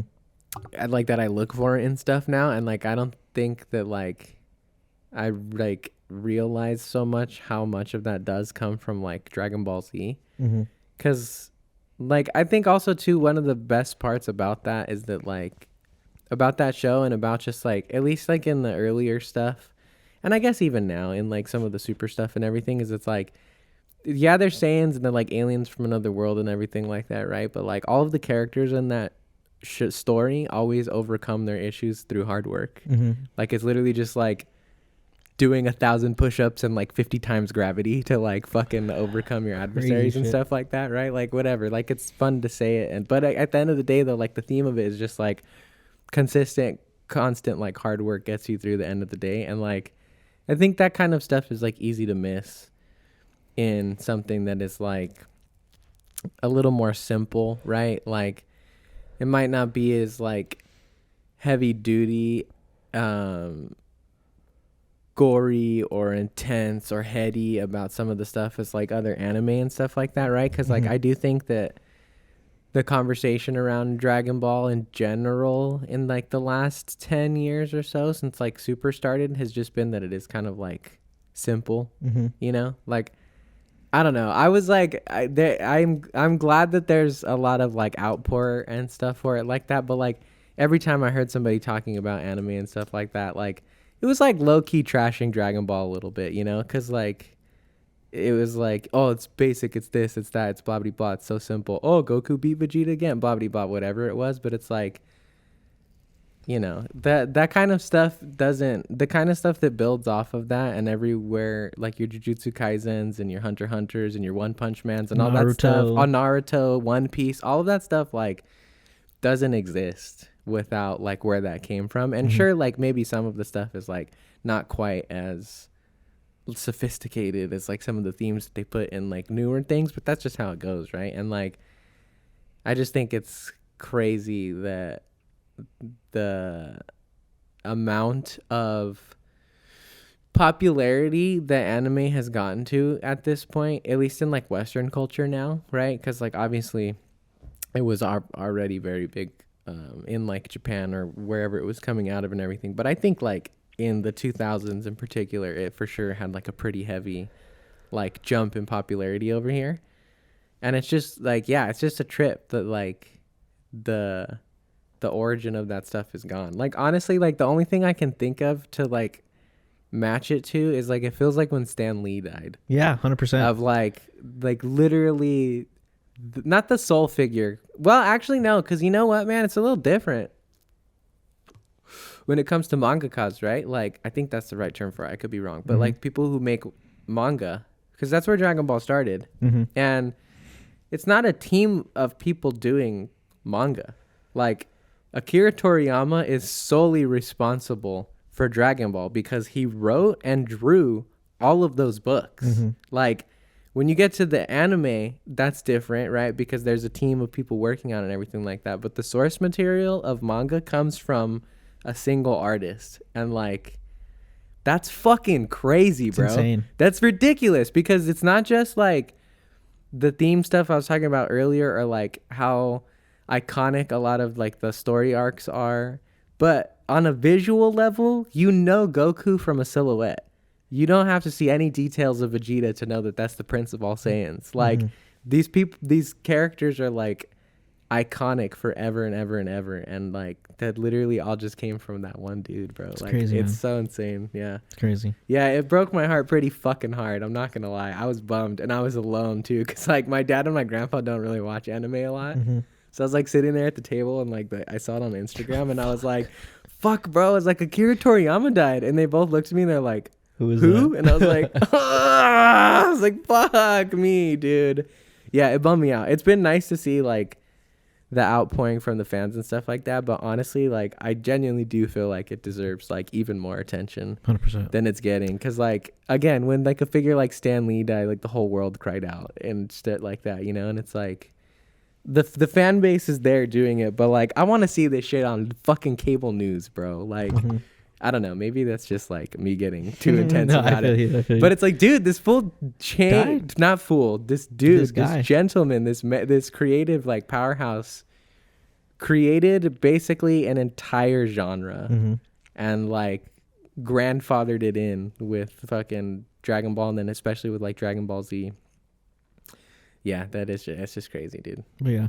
Rest in peace, Akira Toriyama. Man. Yeah, seriously. Go watch Dragon Ball. I think Toonami was doing like a marathon, like a marathon from like 2 a.m. to like 6 a.m. Yeah, they did a bunch like of Dragon Ball Z Kai. Yeah, which is awesome. Yeah, yeah. Go watch all of it, honestly, because like Dragon Ball Z is very good, but Dragon Ball is also awesome. It's definitely very different, but it's hilarious. Yeah, exactly. It's a really good show. Yeah. Okay, now I'm gonna go use the bathroom. All right, he is gonna. And then we get into some samurai. Yeah, shall we do like Shogun first, since it is just a show, and then we'll get into the movies after. How many did you watch? I watched 4. I watched all 4. Okay, I haven't done 4 yet. Oh, dude, the ending of 4 is crazy, bro. The ending of 4, I was like, oh, holy shit! What just happened? I definitely at first I was a little nervous about the Game of Thrones comparison. But honestly, I think it's fitting now. Yeah, 100%. It definitely has that like. Yeah. There's a lot of shit going on. A lot of shit going on. But yeah, before I introduce Shogun, just to kind of keep on, not necessarily a somber note, but if you guys have paid attention to the YouTube videos or, you know, the descriptions, any of the descriptions on wherever you listen to our podcast, you will notice that I have a GoFundMe in there. The GoFundMe is not for the show. Yeah, we do this shit out of our own pocket. I don't ask you guys for any money or anything. The GoFundMe is for one of my good friends. His dad passed away recently. I'm not going to get into specifics because obviously it's, you know, that's not my story to tell. But yeah, his dad tragically passed away. I knew him. He was a great guy. And I've been putting the GoFundMe in the descriptions, and I will continue to put the GoFundMe in the descriptions pretty much like either until that shit is met or just until the show ends. Like it'll continuously be in there. So yeah, if you guys want to go and go to that GoFundMe and donate, it would, you know, help out tremendously. And yeah, man, I don't want to keep talking on it because I will get very emotional, and it was a weird time for myself, I will say. But yeah, go check out the GoFundMe. Please donate. That would mean a whole lot, not only to me, but to my friend as well, and to his whole family. So yes, please do that. And yeah, now, all right, we're going to cut all the sad stuff. You know, there's a time and a place for that, and that's why I wanted to put it in the show.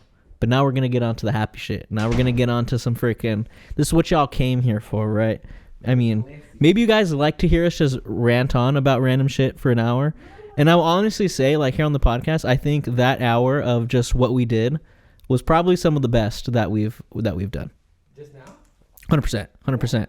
Like I think like.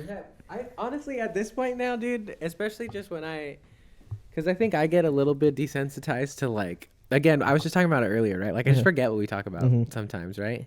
Not in a bad way, but like we just talk, right? Yeah, exactly. You're not at this point. We're just having conversations with each other. I feel like we've gotten comfortable to that point, and it's not like you're like clocking all the conversations you have with everybody, right? But like when people come back and tell me afterwards, like, no, you guys were saying some smart shit, or like, no, I really fucked with that, or like this or that. I'm like, I think we're good at this now, bro. Yeah. Like I think we've gotten pretty good. I think for me, it's like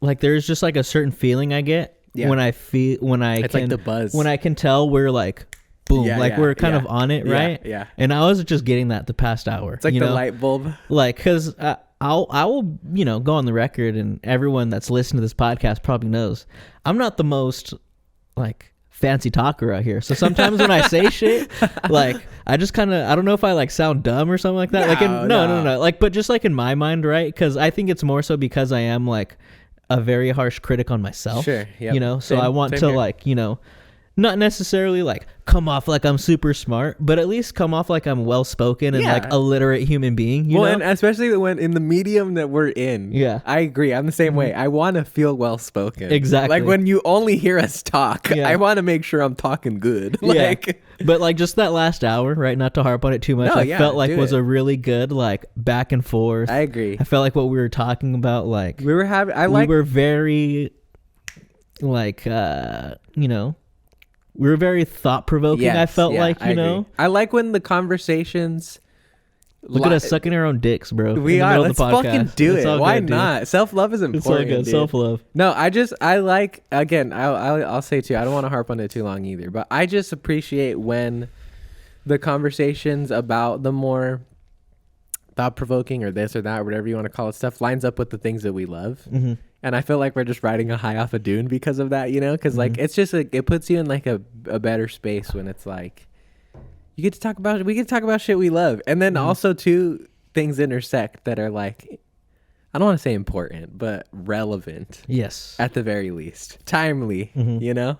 We got our finger on the pulse Yeah. here. We're reporters, bro. But all right, let's stop glazing ourselves. Let's stop freaking, you know. I might do a little more later. I'm not Yeah. gonna lie. Let's stop tugging on our let's stop tugging on our shit right now and let's get into some fucking Shogun, bro. So Cuz good. this show is fucking nuts, phenomenal, bro. actually. It's pretty crazy. This show's fucking. Let me look up the description for the show.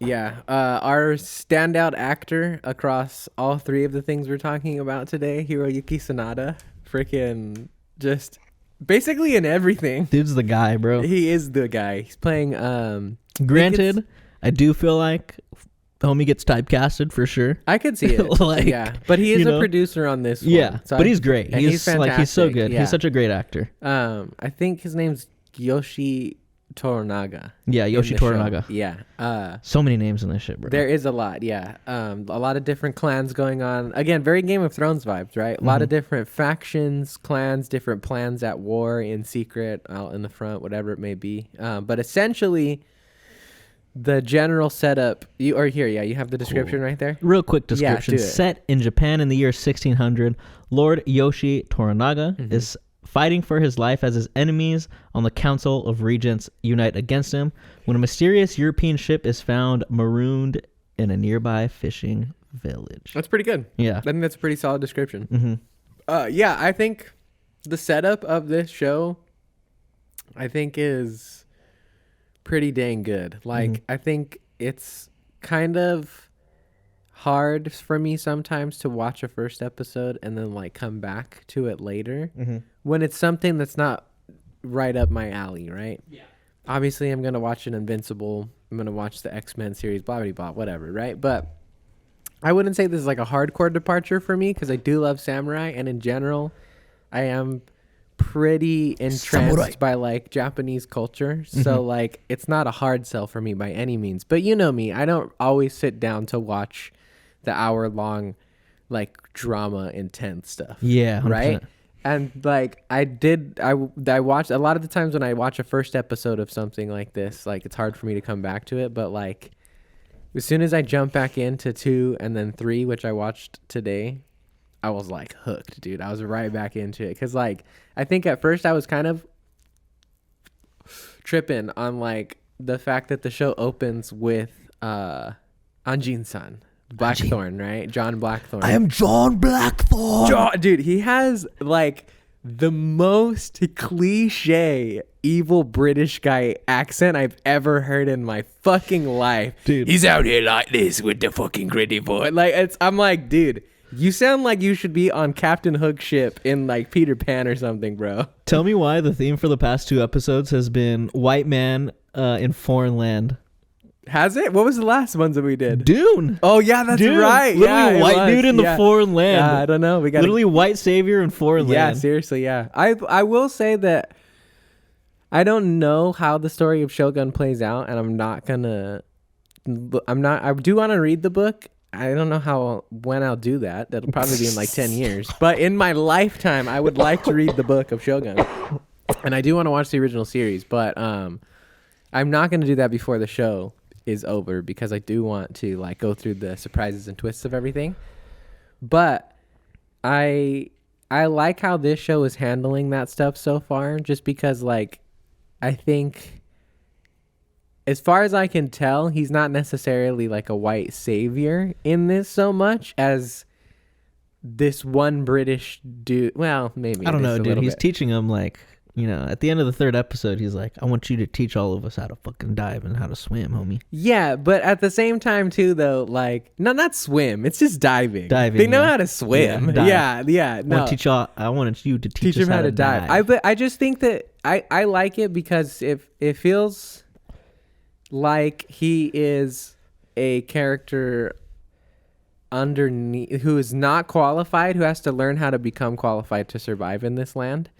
Versus like in the other two we're going to talk about, they're just like good because they're the white man. You know, it's just because they are the white savior that they are good at these things. Versus like this fool goes through the ringer like for a minute before he like starts to get some ground and shit like that. And like even still, he's like a whatever. Anyway, I like the progression of his character, and I will say I've been very surprised because initially I thought I was just gonna fucking hate him the entire time. Like again, that accent and that voice right off the bat had me just like the complete opposite of his corner.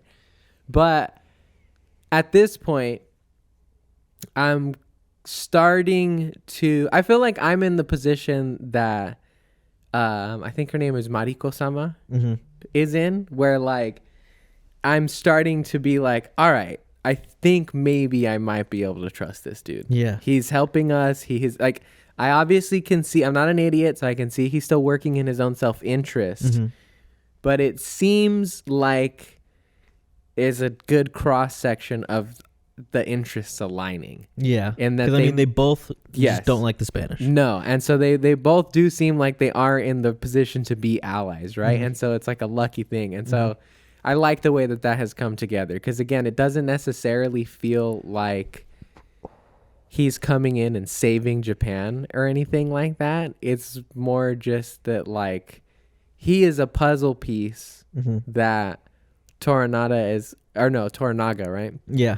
Is able to play in this crazy scheming game of the Shogun Council or whatever. Because that dude's already scheming. Toranaga is already scheming. He's literally, as we learn, is literally famous for his tricks in this shit. Crazy. So cool. I love that. I love it. I'm the sucker for a good little rogue character. I think we both are, you know? Like, so I like the fact that he's like playing his tricks, dude. Like, because that dude's basically he's running a 4-on-1 right now. Yeah. So there's 5 regents, or there's 5 lords on the Council of Regents. Yes, yeah. Because prior to the series, right, prior to all the events that happened, like I think a year before, their main lord, the Shogun, the Taiko, he passed away.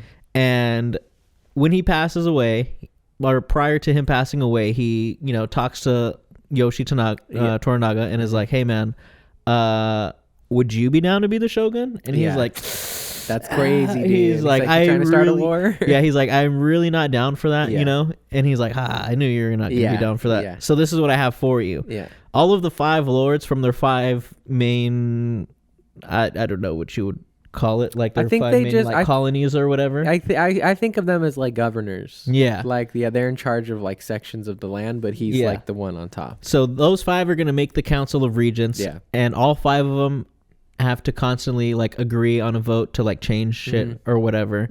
4 of them don't really fuck with homeboy because he is just like a rogue. He is your traditional like rogue character. He's also obviously the favorite. Yeah, exactly. As well, exactly. The previous, and they resent him for that. Yeah, definitely. And so they are plotting their own ways to kind of like remove him from the council, impeach him or whatever. Yeah. And yeah, dude, shout out to that dude. Shout out to the homie Toranaga. Yeah, he's awesome. I really, really like seeing, because I agree. I think to a certain extent he probably was typecasted for a while, the actor. Yeah. But what I like, and I think is what maybe it's like a little more comforting about going back and seeing those after this, is it's like, okay, this is somewhat kind of in the vein of what he wanted to do, because I imagine he's doing what he wants to do with this show, especially considering the fact that he's producing, right? So I'm like, okay, it wasn't far off, but still, it's like so much cooler to see him be in charge of all this, because like this shit feels legit. Like, Yeah. I can't speak to the historical accuracy, obviously, but everything feels very authentic. Yeah, I would like to believe that it's real. How it was. Like, down to like, I think the nitty gritty hardcoreness of it even too, right? Where like it's a different time frame, I think, than like we're used to even in our movies and stuff like that, right? Because this is like, I think the 1600s, right? And that's what I think. That's Exactly 1600. Yeah, that's right. It's the turn of the century, right? Yeah. Sweet 16, bro. Yeah. And so it's a very, very different time, I think, for like a lot of customs and traditions and ways of life and everything, where like if you spoke out of turn in front of the lord of your village, that fool's gonna cut your fucking head off. Yeah. Like, doesn't give a fuck because he's in charge. Like, and that's just how it is. And like, it's just crazy. Like, it's so intense. And like, I like, it feels again very Game of Thronesy to me, in the sense that like all of the main player characters, none of them feel safe to me. Yeah. Like, at any moment I can imagine one of them getting fucked up or like killed even, or whatever, right? There's like tons of assassination already happening within the first few episodes. Yeah, there's a specific assassin organization already that we've heard about. So crazy. That literally, according to fucking Mariko Sama, gotta say it right. Mariko-sama. Yeah, she's fucking corrected the Anji, and you know what, man? I'm gonna pay respect to Miss Lady Mariko. But anyway, she says that like sometimes they literally train their entire life for like one kill, and like the one that was the assassination that does happen from within that organization was like a fucking chamber lady or like a maid or whatever, right? For like years in Toranaga's like house, or maybe just like at Castle Osaka, I'm not sure. Yeah. But yeah, it was like embedded in that shit forever, and then all of a sudden they call on her and they're like, "This is your target," and she's like, "Cool, I'm ready." Cool. Just like goes to town too. Born for this. Like, very, very scary, effective. Like, honestly, maybe one of the first like demonstrations of just like crazy overpoweredness in the show, because she goes Batman on those fools. Straight up. She takes out a ton of them before fucking, because Toranaga eventually gets her, which is epic too, by the way. I was like, first of all, just the fucking tucking the pillows under the blanket and then the fucking sneak attack on her, right? Sneak attack. Already awesome. But then also too, when he explains it later of like, no, that's why I gave the Anjin my quarters, because I wanted to see if they were coming for him. I was like, oh, you're so fucking smart, bro. I was like, damn. Actually, I'm thinking about it now. That makes sense that he would do something like that. Him being known for his trickery. Exactly. And just sensing, hey, something's going on. Yeah, he knows when he knows when things are afoot. Yeah. Yeah. My trickster senses are tingling seriously, right now. bro. And I know. Seriously. And I know. Yeah, dude. Yeah. I like his character a lot, because like, I think he strikes a good balance between having like good morals, I guess, and being like an honorable character who's not unwilling to pull some slightly shadier shit to get out of situations or figure stuff out or whatever, you know? Like, he's not going like full on evil or anything like that. I'm not saying that, right? It's also just very gray too, because it's more faction versus faction kind of stuff. Although I think they do kind of treat the Toranaga clan and everybody as like the good guys. 100%. So like that's definitely what it feels. If you're gonna still stick with the Game of Thrones comparisons, they feel the closest to like the Starks. Yeah, 100%. I think, right? Like, just because it feels like him and everybody involved with his like clan or house or like his nation or whatever it is like, most of the time they have the moral high ground. Like, they're trying to do the right thing. And like, because the other part too that we forgot to mention was that like the only reason why there is this council is because the emperor's son is too young. Yes. Right? Or not yes, the emperor, yes. I'm sorry, but the shogun. Taiko. Yeah, the shogun. His son is too young. He's a kid when he dies, right? And he's probably like what, maybe like 9 or 10 years old or something like that. I think he's probably like 12. Okay, yeah. But he tells Toranaga and like his final conversation with him that like he can't take over till he's 16. And so there's like, that's why the power struggle just like starts to begin with, because I mean, I think all of them as a council aside from Toranaga are kind of like down to plot or whatever, but the one who's leading the charge is somebody Ishido, thank you. Yes. And is very obviously like the main rival. Yeah. To he's the most upset that Toranaga was the favorite. Yes, right? for sure. I think so. He's like, it's like Ishido feels like the older sibling, right? Yeah, definitely. And then Toranaga feels like the youngest sibling. Yeah. And Ishido's like, what the fuck, bro? Why do you like this fool more than me? Definitely. Like, I've been doing this shit for a long time, and all of a sudden this guy comes in. Yeah, definitely. Yeah, and I'm excited to see how that plays out too. I think because like, I think one of the things that is very intriguing and very surprising to me was that like, again, I don't really know the backstory for this. I think I know that I don't know how perfectly accurate it is, but like I think this was real. Some of this stuff did happen, but everything that it's based off of is a novel that was written in like the 20th century. I think like 19 something or other. It was like I think I saw 1975. Yeah, there you go.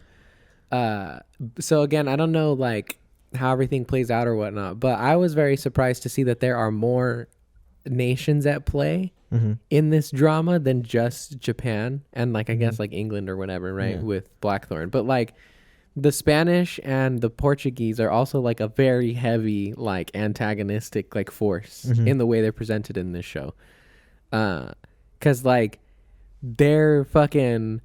So, like, yeah, you find out eventually, right, from Blackthorn that, like, the Spanish and the Portuguese just cut the earth in half.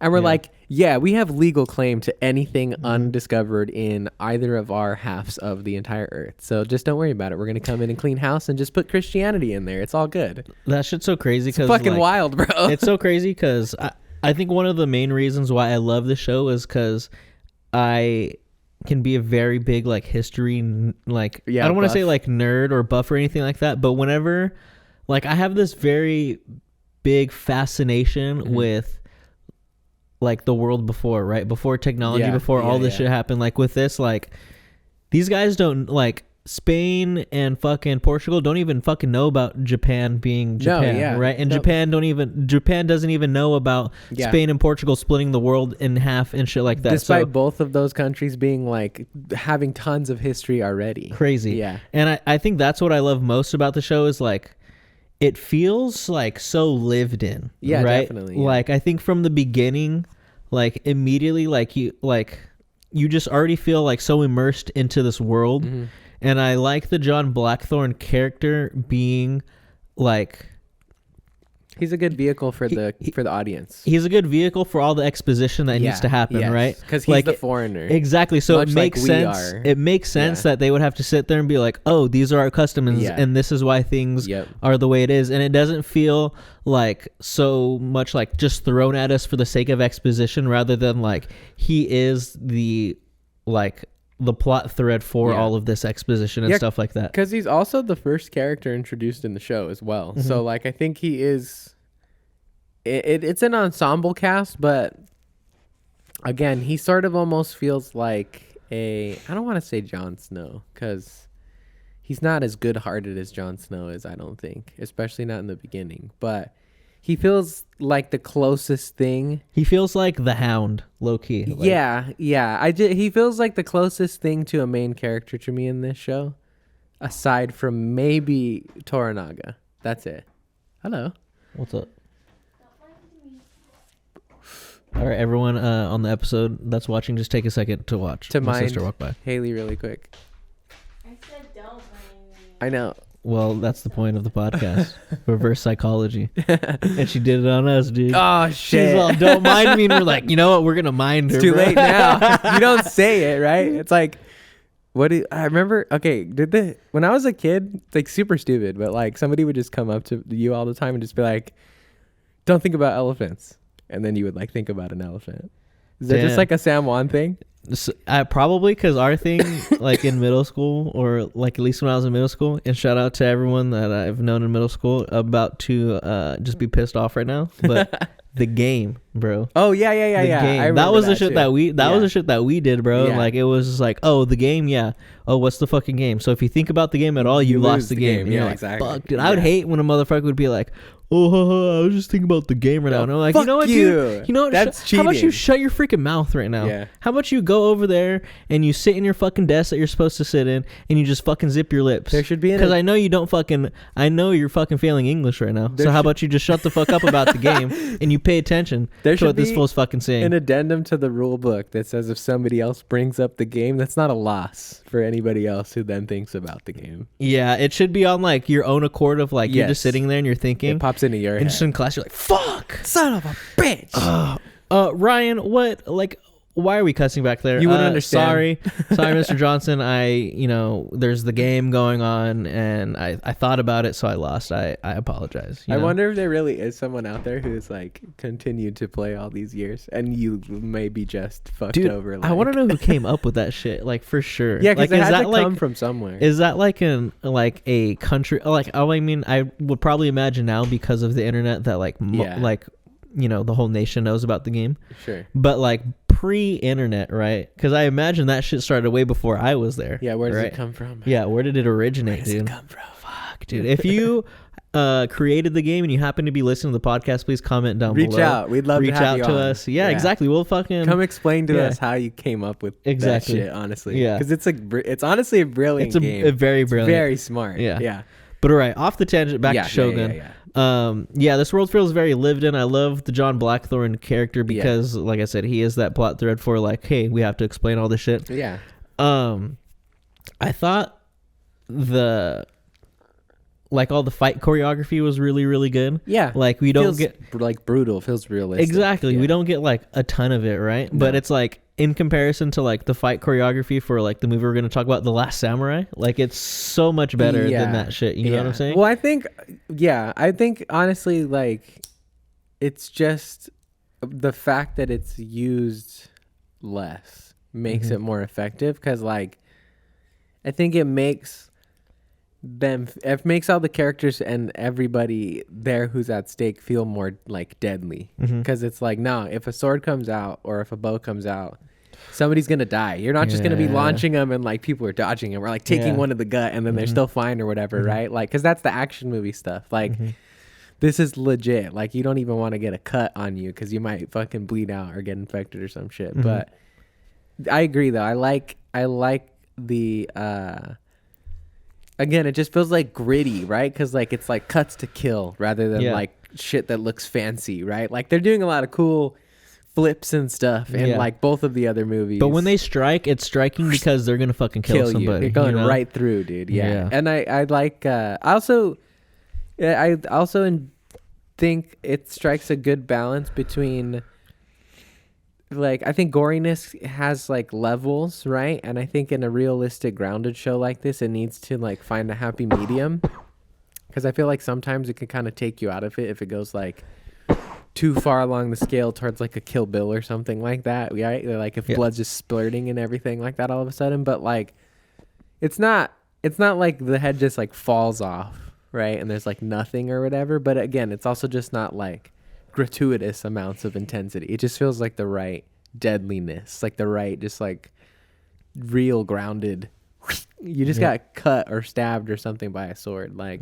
And then it also just helps too that, like, I think across all of the stuff we're going to talk about today, one of the things that I like so much about, like, at least a characterized, like, movie version of a samurai is, like, the cool, measured, like, attack that comes from, like, a samurai, right? Because, like, a lot of heroes will just be, like, Superman just punches the fuck out of people, right? Yeah. Like, or Spider-Man's just, like, fucking swinging in, quipping and shit like that. Like, it feels very much like a Batman-esque, if I'm, like, going for the superhero comparison. Yeah. Of, like, samurai are fucking trained as a motherfucker, and they will slice you up and kill you in a couple of hits if you're not careful. And, That shit's just clean, dude. I love it. It's Hell fucking yeah. cool. It looks so good. Yeah, one of my favorite scenes in all of the episodes, I think it's in the second episode, because we are talking about the first three. I am kind of sad that you didn't watch the fourth one, because damn, That one's hellish. crazy. That one's pretty fucking crazy. And there's just like a lot more like layers to it, right? Like I feel like the first three episodes was Like a lot of setup. a lot of setup, Yeah. and like one layer of like what's going on, and then the fourth really starts like, okay, Opens up the next part. opens up the next part, you know. That makes sense because I think it's going to be 10 episodes. Yeah. So if it's like little 3-part chunks like this, that gets us to like the finale, like I think that'd be perfect. Yeah, but in the second episode, I Yeah. believe, when John Blackthorne is taken from Ajiro to Osaka, right? Yeah. And he's being interrogated by Lord Toranaga. Yeah. When they have that scene of, because they obviously have the translator that speaks English or what they're Martin. saying is like Portuguese or something Father like Martin. that. Yeah, they know. Yeah. They call it Portuguese, but Yeah. they're speaking English. Yeah. I think that's for audience sake. Yeah. So Father Martin speaks Portuguese and also Japanese. So he's Suji. he's there The to translator. Yep, Suji. Oh, Suji. that's so clean. Yeah. But he's there to translate, right? Yeah. And I like that in that scene, like you have fucking Suji translating for them, right? And you hear him like, oh, he's saying this, he's saying that. Yeah. But it very quickly and adds like just so much tension is when they drop him, and it's like they're speaking back and forth. That part, yeah. Because I was like, it to me at first I almost thought like, damn, this dude like just picked up Japanese hella quick, and he just fucking knows, right? Yeah. And this fool all of a sudden just knows Portuguese, like Yeah. it's crazy. But I liked it because you see almost just kind of like how almost like on the same page they kind of are at the same time. Definitely. But it's adding like so much tension because you're like, you don't know what's going to happen at the end of this conversation, right? Yeah. Is John going to say something that this fool doesn't like, you know? Yep. And obviously, you know, fucking Toranaga sees something in him, so he like lets him fucking Definitely. live and stuff like that. But I thought that was just such a good fucking scene, and a very like one of the more unique interrogation scenes that I've seen in like a very long time. I don't know if I've ever felt that much tension. Yeah. And a lot of it is because like, again, like you start with a translator and then it drops and it's just so sudden. Yeah. And if you like, it almost takes a little bit to notice, right? Because it is like he's translating, but then it's just like it switches all of a sudden. Yeah. You're like, oh, whoa, Yeah. what the fuck is going on, right? And Yeah. it's just like, man, it's just, I- and it's yeah. how fast it's going. It's awesome, dude. Yeah. And it's just, man, it's so good. No, it really was like, I think probably, maybe I just haven't seen something that's tried this before or whatever, but I thought it was the most like creatively dramatic way to do a translator scene. Cause like a lot of the times that will cut the tension right out of it. Yeah. Cause it's like you have to hear it back and forth between this one person, right? And so like, yeah, I was like, ooh, okay, I like it. I see what we're doing here. Yeah. But I also like, I love the way, I think all the Last Samurai and this did it the best, but across all of them, like they do a good job of like, I think showing in this in particular is like how much power and like respect these like samurai lords like demanded.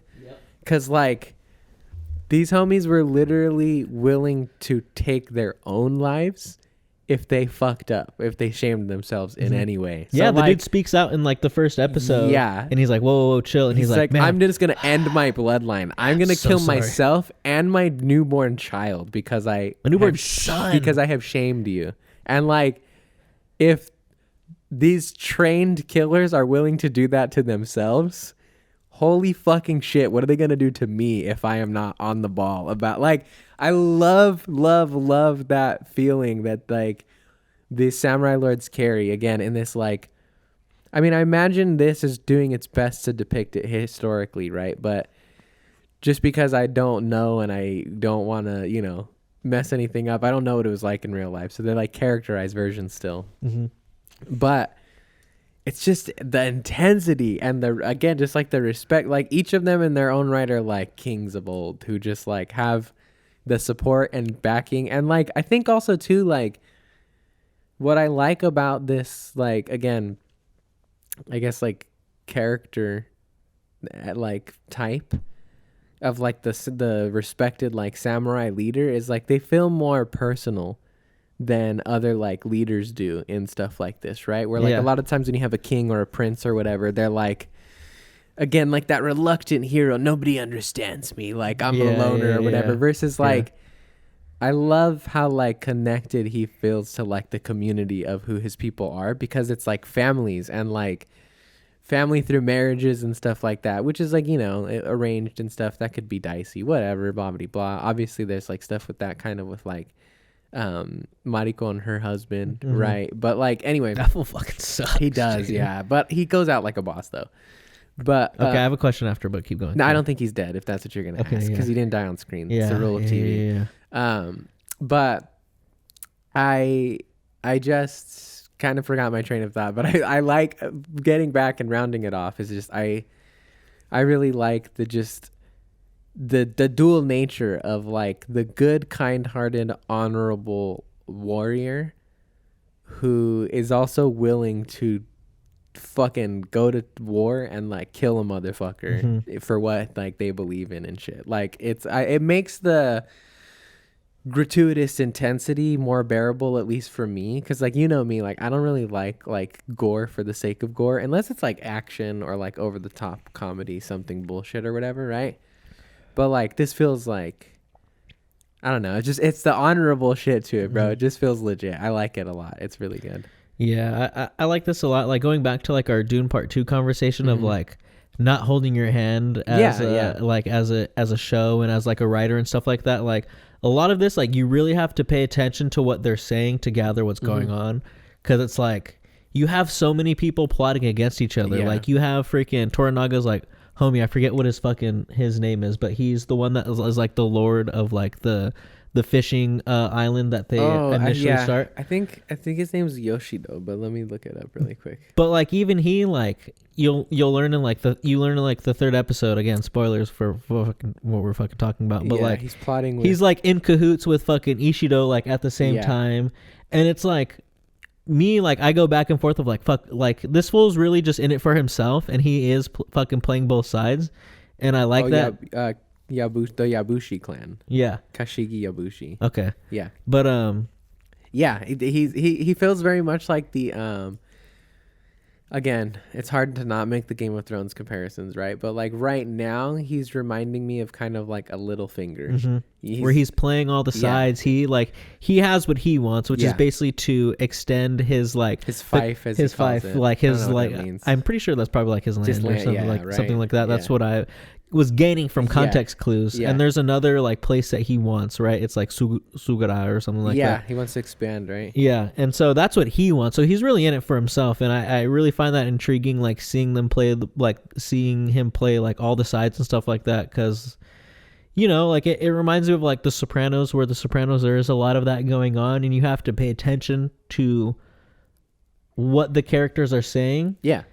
To really understand the intentions that they have. You know? Definitely. Because it's like, it's also a lot of like breadcrumbs here and there. Because they're not just outright. It's not like you just stumble upon a scene where they're having a conversation about everything that they are planning. It's like you get a little bit of it here in like the facial expression, their reaction to something that happens. Yeah. And then you get a little bit in like who they're deciding to make an alliance with. And then you get a little bit more from like if they're happy or disappointed by the outcome of like a certain event or whatever. It's like, it's a lot of like, because it's also set up too, right? And like, I forget when it happens. I think it's when they're explaining something to Blackthorn, but there's this idea of like, a man has three hearts, right? It's like the one that he shows to everybody, the one that he like keeps close to himself or something like that, and then the one that he never shows anyone. Yeah.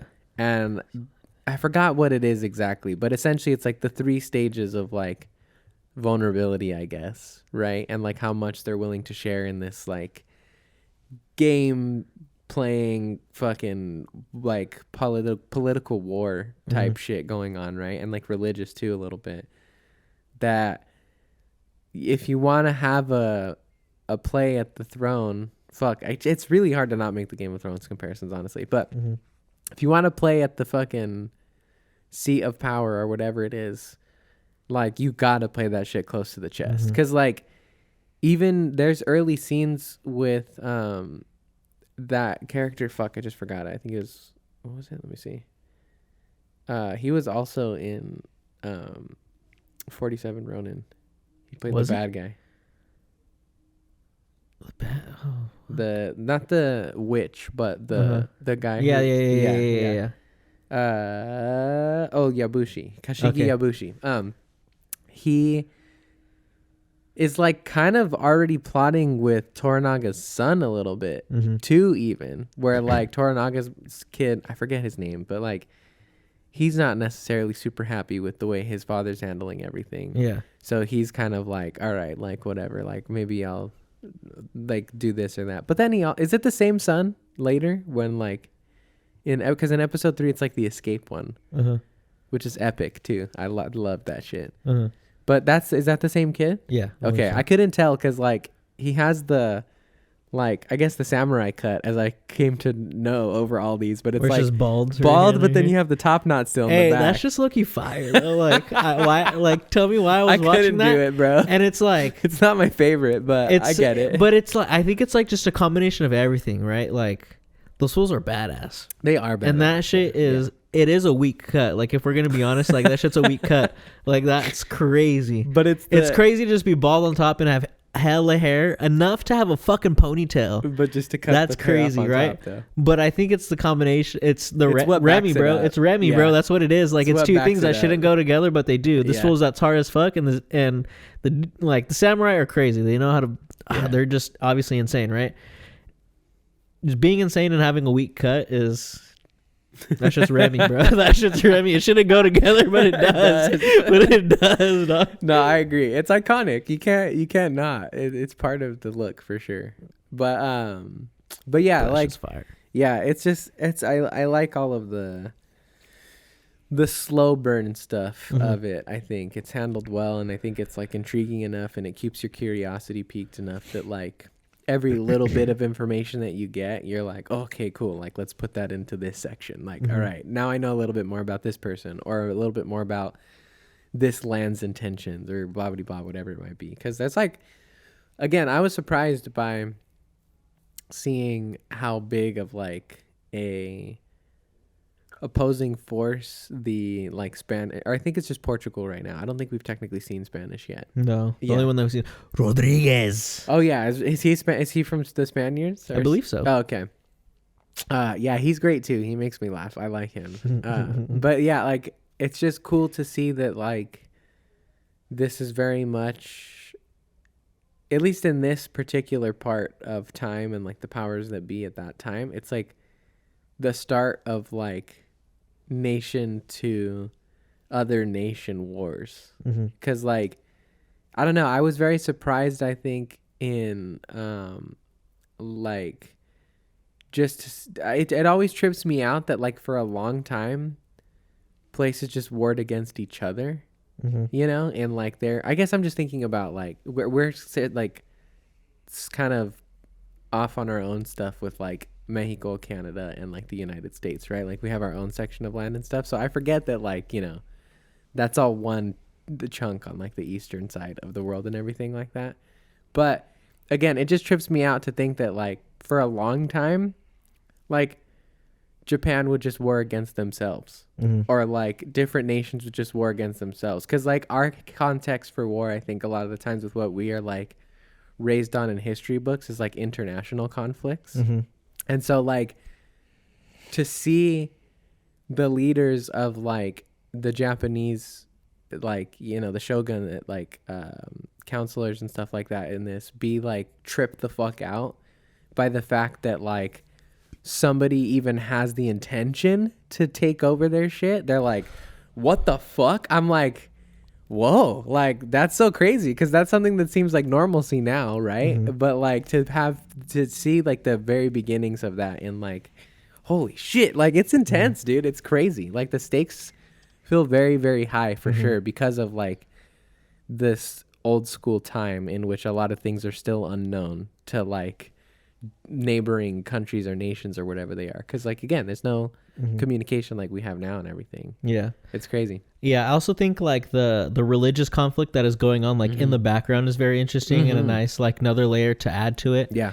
Because like obviously you're gonna have like warring nations, right? Like Yeah. that's what we learned in history. Obviously, like you know, it's history. That's what it is. Yeah. But like, it's rare. You think? I mean, I guess not rare, but like In school, they're not talking about like the Holy Crusades and stuff. exactly. Yeah. You know, or if For they the do, most they like part. touch on it like very Yeah, lightly and stuff like that. yeah. But I think really having like this religious conflict of like, you know, John Blackthorne being Protestant, like where he comes from, like obviously they believe in, you know, Jesus and stuff like that, but he is Protestant, not you know, Christian or anything like that. Not like Catholic. Right? exactly, not Catholic. Is that what it is? Or there's two sects of Christianity. Yes, yeah. One is Protestant, one is Catholic and stuff like that. And that being like a cause for conflict. Yeah. And you see that even going on with like within like the Council of the Five Regions, where one of them is very influenced by Christianity and stuff like that. Yeah. So I thought that was like, that's an interesting layer to add to it. That's not necessarily been, I mean, it kind of is in the forefront in a couple episodes, but it is very much like,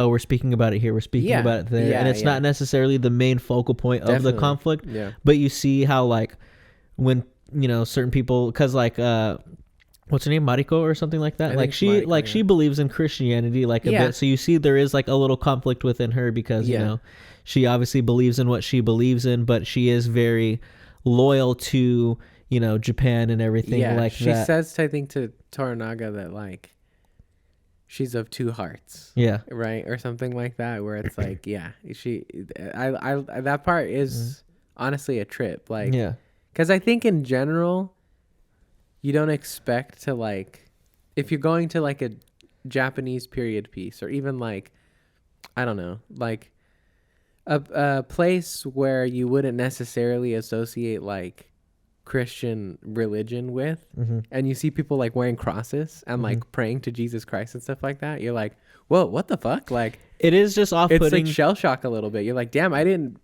like, you think about it sometimes, because like it's easy to forget that it is global. It was real history. Exactly. It's not. Especially like, you know, being from America, where like that's the normalcy here, right? Christianity is the Christianity or Catholicism. In God whatever. we trust is on the fucking money we have. Exactly. So where that's so ingrained, like it feels so weird for it to be a religion that is, you know, practiced in somewhere, you know, in a different part of the world. Yeah. Because I would agree, like I definitely was shell shocked a little bit, and then I thought about it. I was like, oh wait, like Christianity, like it's not regional, it's literally global, as is all religions, right? Yeah, you definitely. know, and I think also too, like that could just be ignorance on my part, right? But like I think because of the time frame that it happened in, like there's certain other nations that like I would associate it with, right? Like I know England and stuff is like, you know, of king and country and like God bless this and stuff, right? God bless the queen, right? Like that makes sense to me. Like any like Latin countries also really make sense to me as well, right? Of like them being down for Christianity, but just like again, like I think a lot of the time like either like Buddhist or a lot of like like different kind of like rebirth like religions and stuff like that, or reincarnation ones, is like typically what we associate with like the Eastern world. So like again, it was just trippy shell shock. Like it's just super. I was like, okay, it's like one of those ones where like it takes you back for a second, then you're like, oh no, wait, I'm the idiot. It's like, no, this does make sense. I just never thought about it before. It's easy. It's easy to dismiss when you're not actively thinking about something like that. And again, I think that one probably speaks to the ignorance of these two hosts right here, but also just like speaks to just where we're from and stuff like that. Yeah, no, 100%. Because, and also too, it's like you said, if they ever did go, they didn't go anywhere near any of this as far as what I was taught in school growing up. But even some of the stuff that they did touch on, it's not like they go into detail. Yeah, I really don't ever remember them speaking about, you know, Christian influence in like, well, and I think a lot of the times when Japan and stuff like that, I think as far as what we're taught here, a lot of the times when we do hear about like the Spanish conquest, it's about like when they came here to like, I think like Native American times and like, or even like Aztec and all that stuff, right? Like at least, again, that's what's taught, I think, in like Western culture most of the time. which I guess makes sense because that's like closer to our world, like our not our world, but our land or whatever, right? This land is your land. This land is my the land. crazy From fucking California songs they used to to make New us York sing, and like the Island. crazy shit we would have to say, Great. bro. That's just You'd have to ingrained say- in your brain. You would have to say the Pledge of Allegiance every fucking day, bro. It's crazy. That Don't just, do it. that just makes me think about the scene from Christmas Vacation Uh-huh. when they're like telling their great aunt to say grace, and she's like, "What?" And he's like, and her husband's like, "Say grace," and everyone's I pledge allegiance. And everybody's To like, the- "Fuck." I pledge allegiance I guess I'm gonna to do the it. flag Yeah. of the United States of America. and everyone Everybody just like, goes along yeah, with him. Yeah, Yeah. but yeah, religious conflict in this I think is very interesting, and Yeah. I'm interested to see like where it goes, Mhm. you know, and It's one of the few times I'm glad I don't know the history of the world. exactly. 'Cause I don't know what the fuck's gonna happen. Exactly.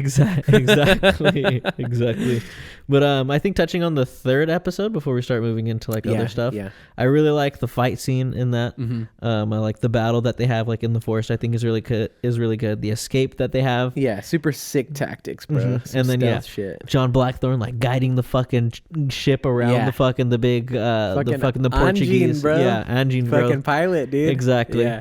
Yeah, I thought that was pretty cool. It's hard to make like ships intense. Yeah. They move so slowly in the water when you Uh-huh. like think about it, or like when you just look at them from afar. But like when you can make it good and intense like that, it's awesome. Yeah, just put rocks in front of the ship Yeah. or on the side of the ship, all of and a you're like, sudden- "Oh shit, the ship's gonna This crash." is intense. Yeah, exactly. yeah. For But yeah, sure. I thought it was good. Again, I'm sad that you didn't watch the fourth episode, but we'll Shit goes talk down. about Yeah, that yeah. next week We're because gonna be on Shogun it every week. is gonna be a weekly topic, as will Invincible. I was Invincible. gonna say we're gonna have double weeklies yeah. to talk about. So Yeah. crazy, double Yeah. weeklies, Double and weeklies, bro. two movies. Yeah. Next week it'll be easy because not to spoil it, but Yeah, we'll get there. we'll do Yeah, some get other there. shit. Yeah. But yeah, the escape scene was good, and then seeing it was definitely very impactful seeing fucking Mariko's husband like go Yeah. and like see that like, all right, like I'm just gonna fight to the death, and that's gonna Yeah. be my honorable death. Yeah. He bows to freaking Lord Toranaga. Toranaga like calls him out, and then bows to him as Yeah, well, and he's like, yeah. all right, let's fucking get after it. But yeah, I definitely don't think he died because neither. like we were saying, he didn't die on screen. Rule It's of just the television. rule of TV. You Yeah. don't see someone die on screen, they're obviously fucking Probably not alive. dead. Yeah. Alive.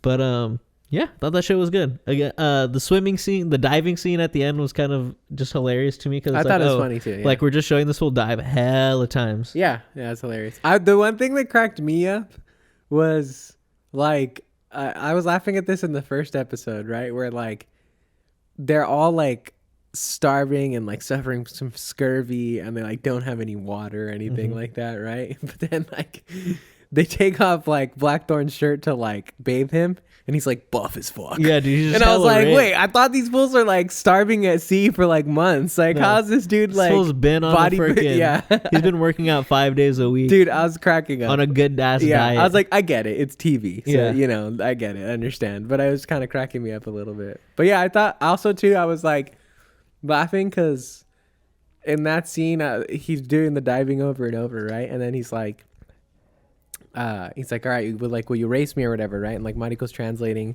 and she tells him, she like gives him the advice. She's like, don't let him win because like he doesn't like that. Like he wants a real competition. And I'm like, you did make this fool dive into the water like 20 times though, so he's obviously at a disadvantage. hella tired. Yeah, Just hella it's like tired. either he is like an Olympic level swimmer, or he wore him down a little bit before they got down to it. Nice. So, what would you rate the series so far out of 3 episodes? If you had to give a rating right now, if the show ended at episode 3, obviously not like not taking into account like the ending, but like just say boom right there. What would you rate it?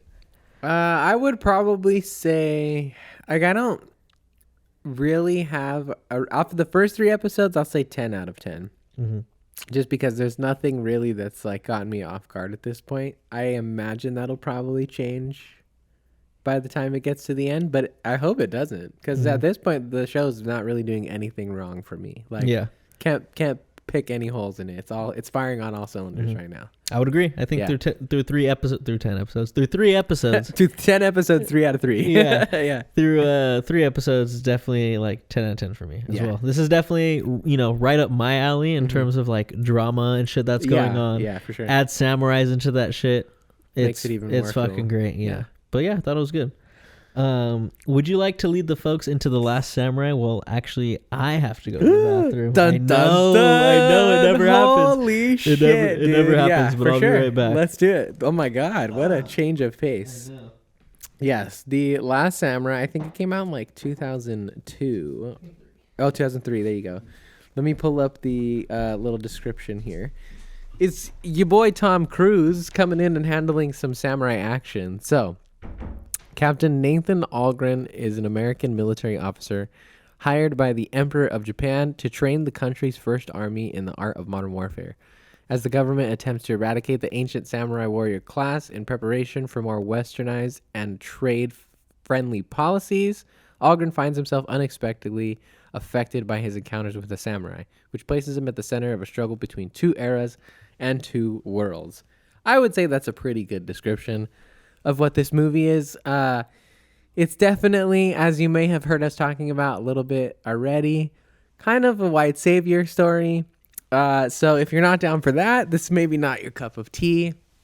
But if you're just looking for a early 2000s Tom Cruise action samurai movie that I think still does like a pretty good job of delving into like the at least somewhat of the culture of like the samurai and like what they're all about and everything like that. Again, I can't really speak to that. I don't know 100%. Obviously, I'm not very historically caught up on things, but it for a movie standpoint, and again, like what I was talking about earlier with like the characterized version of what like a samurai is in terms of what we've come to know, at least like in Western movies and stuff like that. I think it does a pretty good job of showing that the samurai are like bound by honor, and at the end of the day, they're gonna like do what's right for at least like, you know, their people and the nation of Japan and everything like that. And there's this interesting like cross over with the Tom Cruise character, Captain Nathan Algren, in that it takes place in I think like the 1800s, or maybe, yeah, I think like the 1800s. And it's like a little bit after the American Civil War. And so Tom Cruise's character was a soldier in the Civil War, and he's like tormented and tortured by, you know, nightmares and visions of like the stuff that his platoon or whatever it's called like had to do, because he had like this asshole general or lieutenant or whatever the hell his rank is that was like leading him into Native American like tribes and lands and like gunning down like everybody from the men to the women to even like kids and babies and shit like that. So he's like portrayed as, you know, the good soldier who has the morals, who didn't want to do the terrible things and is now plagued by these nightmares of like having massacred these people in his homeland. And so I think that like, yeah, I was just telling him about like the interesting little crossover that they try to do, right? Of like how Tom Cruise is like almost getting like a second chance at like defending the like native people or whatever, right? Yeah. And I was just saying that I think I it is a white savior thing for sure. There's no getting around it. But I did like the I gave the disclaimer of like I don't know exactly if it's accurate or not or whatever, but from what was presented in terms of like, again, what I was saying earlier, like the characterized samurai in a movie, felt like they like did a good job of diving into like the honorable side and how they like fight for justice and the right thing and everything like that. Yeah, exactly. But yeah, like it is kind of hard to get around the fact that like there's no if, ands, or but about it in this one. Like Tom Cruise is 100% the main character. Yeah. And he, yeah, again, is like tortured by all these nightmares of, you know, massacring people and all this stuff. And again, he's like portrayed as the good guy who was on the wrong side of things or whatever, right? And it didn't take me out of the movie so much that I couldn't enjoy it. Because like I did have a really good time watching the movie, honestly. I think I told you this before the podcast, but like I went into it expecting it to be very like white savior heavy. And like, even though it is not like the best, it's definitely not like on the level of like what I would say Shogun is at or anything like that. Oh, 100%. Fuck no. I don't think it was like terrible, but I could just be very, very wrong about that. I don't know. I think it also maybe just varies from person to person, but like, I like the fact that it took more time to compare the two movies that we're going to talk about, right? Is it's like, on paper, they tell us that Keanu Reeves' white savior character spent more time being tortured and like outcasted, right? Mm-hmm. But in The Last Samurai, they show us more time of him like going through the ringer before he's like accepted or whatever, right? Yeah. And so in the context of the movie, it felt a little bit more earned to me in this one than it did in like 47 Ronin. Mm-hmm. But 47 Ronin is also like very fantastical and like magical. So it's also not so much of a bother in that movie because it doesn't feel like a real world to begin with. Yeah. Versus I think this tries to be pretty grounded and like tries to, I think, again, like I was telling you before, this stuff did actually happen. Like this is a true civil war that did happen like in Japan at this time, but things are like twisted to fit the Americans into it. Yeah. Because I'm pretty sure it was like a French general that was invited to come and train the armies. And I think, I could be wrong, I only looked up a couple things about the actual like historical events. But I think like it was actually a general who like I guess defected technically. Like did go over to fight with like the samurai and stuff like that. I don't know. I could be wrong, so please do not quote me on that. But again, it was twisted so that Tom Cruise could be in it, and it was the American government and the American military that was like doing all this stuff when in reality it wasn't. So yeah, for sure, some American white savior in particular. Yeah. Fuck, man, I don't even know where to start with this movie. Just because my dad's always told me about like, because I guess a lot, like, because this came out in 2003. Yeah. So back then, me and my family had gone to Texas at the time, and I went to go watch. I want to say like Cheaper by the Dozen or something like that. Oh, if you want to check when like Cheaper by the Dozen. Yeah, let me see. It was something along. So I went and watched that with my cousins. I think my mom and all like someone else. Like, okay, so it fits. Yeah, it's probably Cheaper by the Dozen. My mom and like whoever she was with went and watched another movie, and then my dad and my grandpa and I think a couple other guys in my family went and watched The Last Samurai. Right. My dad always tells a story about like, he's like, fuck, man, when we came out I was like, oh, like that shit was fucking bad, dude. And I'm just like, okay, like damn, like maybe that movie is fucking crazy. Right. And I don't know, like I just didn't find this movie, like I feel like this movie had its engaging moments, but I don't think it was very engaging in its entirety. I do think Tom Cruise does a really good job. I think I think all the actors do a very good job. I just don't think it was like, I just didn't have like the best time watching the movie. And maybe it was because I was just like, damn, this is just some hella white savior shit, and like I was just not down with it, and I'm just like, I think that did maybe take me out of the movie just a little bit, right? And I didn't know the historical context of the movie. Yeah. I just always assumed that like, oh, this is just a movie that was real, blah blah blah blah blah, And again, maybe that's my ignorance on my part and not like doing the proper research and like. Well, I mean, it does seem pretty unbelievable. It does seem. I won't say that it seems very realistic. Like it seems like a shot in the dark for sure. I don't know. Like I couldn't like. It also seems like it's made the expectations as well, because this is one of the ones that obviously your dad is like heralded for a long time. Yeah, exactly. So I've always heard stories about like, dude, when I came out The Last Samurai, shit was fucking, I was all ready to fuck shit up, and I was like, okay, and I like, I get it, right? When I sit there and I watch it, and I'm like, okay, if I put myself in my dad's shoes in 2003, where I'm definitely not thinking about white savior shit, and I'm just like enjoying the movie for like what the movie is, and probably also the ignorance of like not knowing the historical context behind the movie, shit's probably pretty fucking crazy, right? But I don't know. I just didn't have like the greatest time watching it. Again, I do think there are some good moments. Like I do like the progression that Tom Cruise's character goes through in terms of like learning the culture and stuff like that, and really like diving into it himself. Like I thought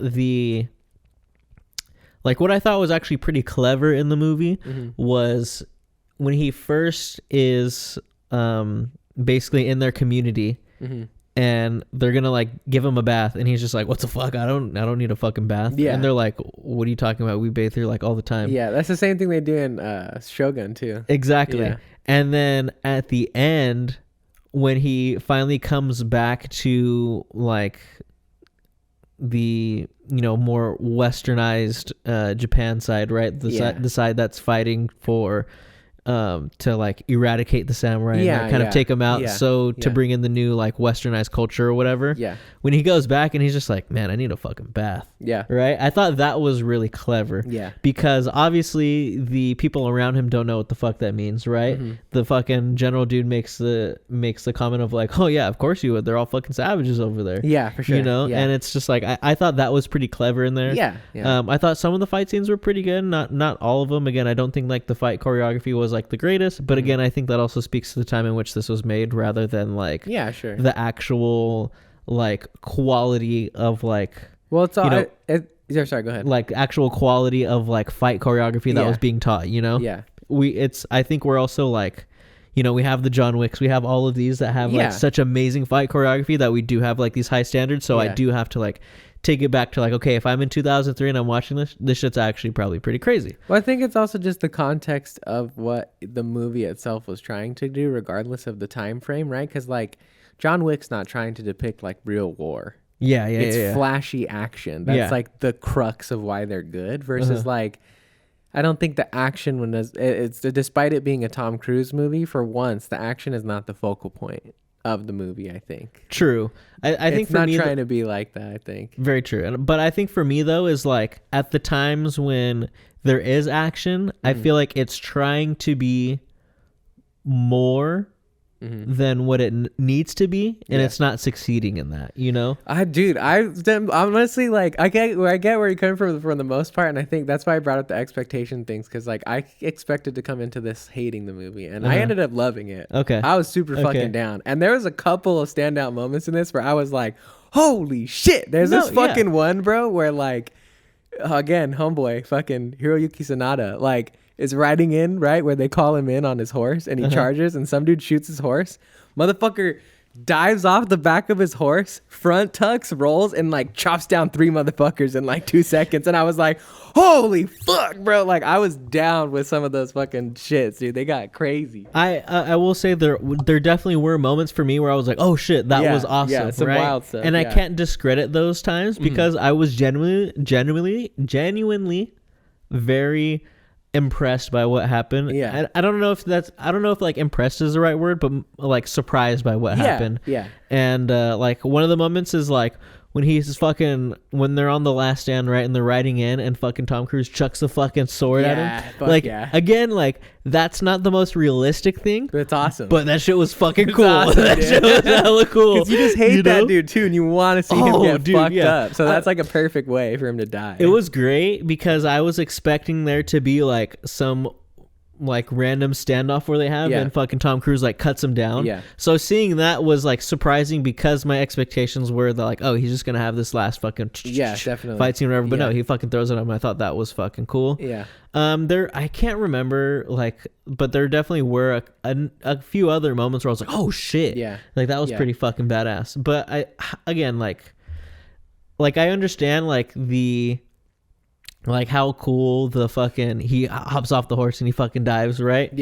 And I think that was probably another moment where I was like, oh shit, that was cool. But I think again, like I just kept getting the feeling of like it's trying to be more than it needs to be. It's trying to exceed like,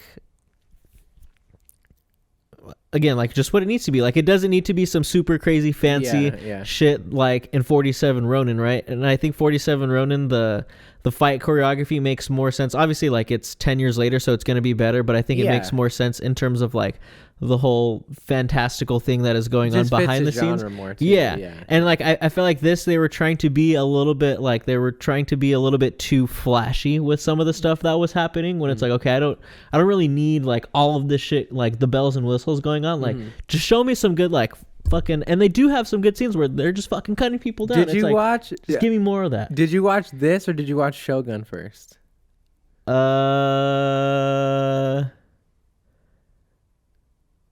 That is, what did I watch first?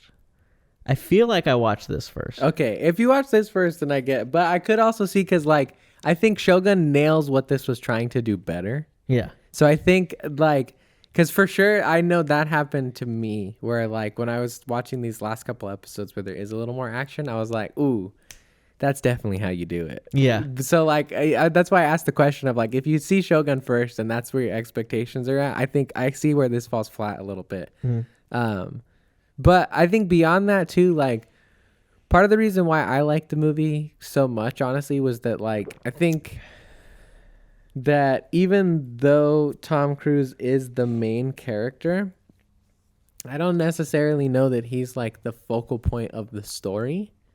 And I think that's kind of why I was down for it, right? Is that like I think they do a really good job of building out the village and making you care for all of these small role characters who live and inhabit that world, so that you are genuinely worried about every single one of them when like the ninjas come to attack or when they're going to war, or at least I was, right? Like I was like, fuck, dude, like these are good people who are like so good to the point where they're willing to fucking take in a dude who killed their family members because of just how like duty bound honor is in their culture of stuff, right? Like it's wild, right? And it doesn't make sense. But again, it's one of those moments where I think like maybe we're in a little bit of like a Blackthorn situation of like, it's so foreign to us, these ideas that they have, that like it doesn't make sense by today's like modern standards, right? Yeah. But I found myself like audibly screaming at the TV when some of my favorite characters were dying. Like when I think it's Katsumoto, right? Is that his name? The like rebellion leader? I can't remember. The guy that Ken Watanabe plays. When his son dies and goes out, like I was like, fuck, dude, no. When he's like running across the dude, I was pissed, bro, because like at first I thought he was gonna survive because he gets shot, right, when he's defending them, and then fucking Tom Cruise like pulls him across the thing, but then they pull him up and he's like fucking spitting up blood, and I was like, nah, fuck, he's done. And then he goes out, and like even when he gets gunned down and everything, I was like, fuck, bro, like I was sad when he died, right? Same thing with fucking homeboy, fucking fuck, what is it? Toranaga. When he died, I'm forgetting the actor's name right now. Hiroki Sanada. Thank you. Yeah. When he died, I was also, again, I was like, no, fuck. Yeah, like I didn't want to see him die. It happened to me twice, because the first time when he takes the fucking bullet to the gut like a boss and doesn't give a fuck, I thought he was going to die. So I was scared because he takes one of the gut. Dude, okay. And he like falls, and I was like, no, son of a bitch. Right. But then he's like, nah, fuck you guys. Like, I'm still good. We're still fighting or whatever. And I know what you're going to say, because I know you have those things of like, it doesn't make sense or whatever. I know. But I don't care, because it's cool. No, I know, he's badass for it, bro. I know. And I see it, right? Again, like, I understand the like, damn, that is badass. But it's just like, this fool gets shot. Yeah. Goes through a whole ass battle. And he's like, no, I'm good. I can still ride in on this horse. No fucking way, bro. No fucking way you're riding it on a horse after you just got shot in the gut and just fought some more homies. Hey, man. Because, like... You don't know what the samurai were like back then, No, bro. I know. Who knows? Adrenaline? But I'm just trying to... that's war? That's true. Like, that's motherfuckers true. have gone That's through true. crazier shit. But, like, did homie not bleed out in that whole ass battle? Because, like, from the time that he gets shot to the very end and when they ride in, there is a very distinct... fucking big chunk of their army taken out. Like there's not very many of them left. Big time. So I'm like, that shit lasted a cool minute. Yeah. You're bleeding for a long time. Yeah. Right? Yeah.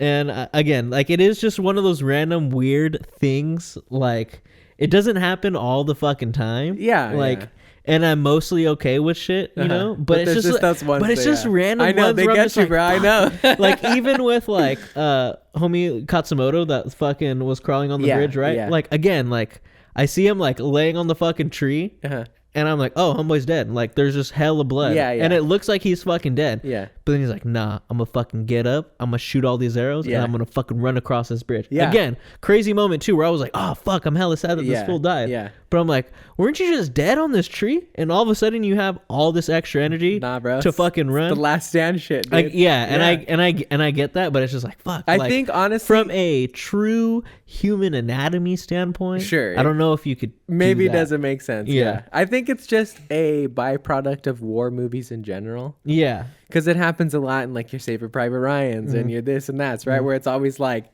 gotcha, motherfucker. And they like Yeah. drop the grenade or whatever, Yeah. right? Like, it's just part of the genre, I think, at this Yeah. point. But yeah, like, I don't know. I love that shit. Like, it made him more badass to me. The Yeah. fact that he just like tanked one to the gut and was just like, get the fuck off me. I'm not dead yet, you Yeah. motherfuckers. Like, let's go. And I think because it is also like a product of the times, right? Like I guarantee if you go and watch a lot of movies like this in that time period, you're gonna see a lot of that shit. Yeah.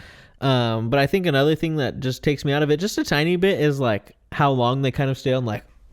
Oh yeah, getting shot up. fucking shot. Yeah. I'm like, all right, you don't need like all that, but again, definitely some it's just 2000s time. It's stuff. the time. Yeah, It's the for time. sure. Yeah. So a lot of that, when I do have these critiques, I do chalk it up to like it's 2003. Yeah. like that's the shit that was going on Yeah. in 2003. I don't think it's necessarily like, because that's funny. I actually saw a video of somebody talking about this the other day, and like I like half agreed, half disagreed with the thing they were trying to point out. But I think it's important to bring them up, right? Because we want to acknowledge how far we've come.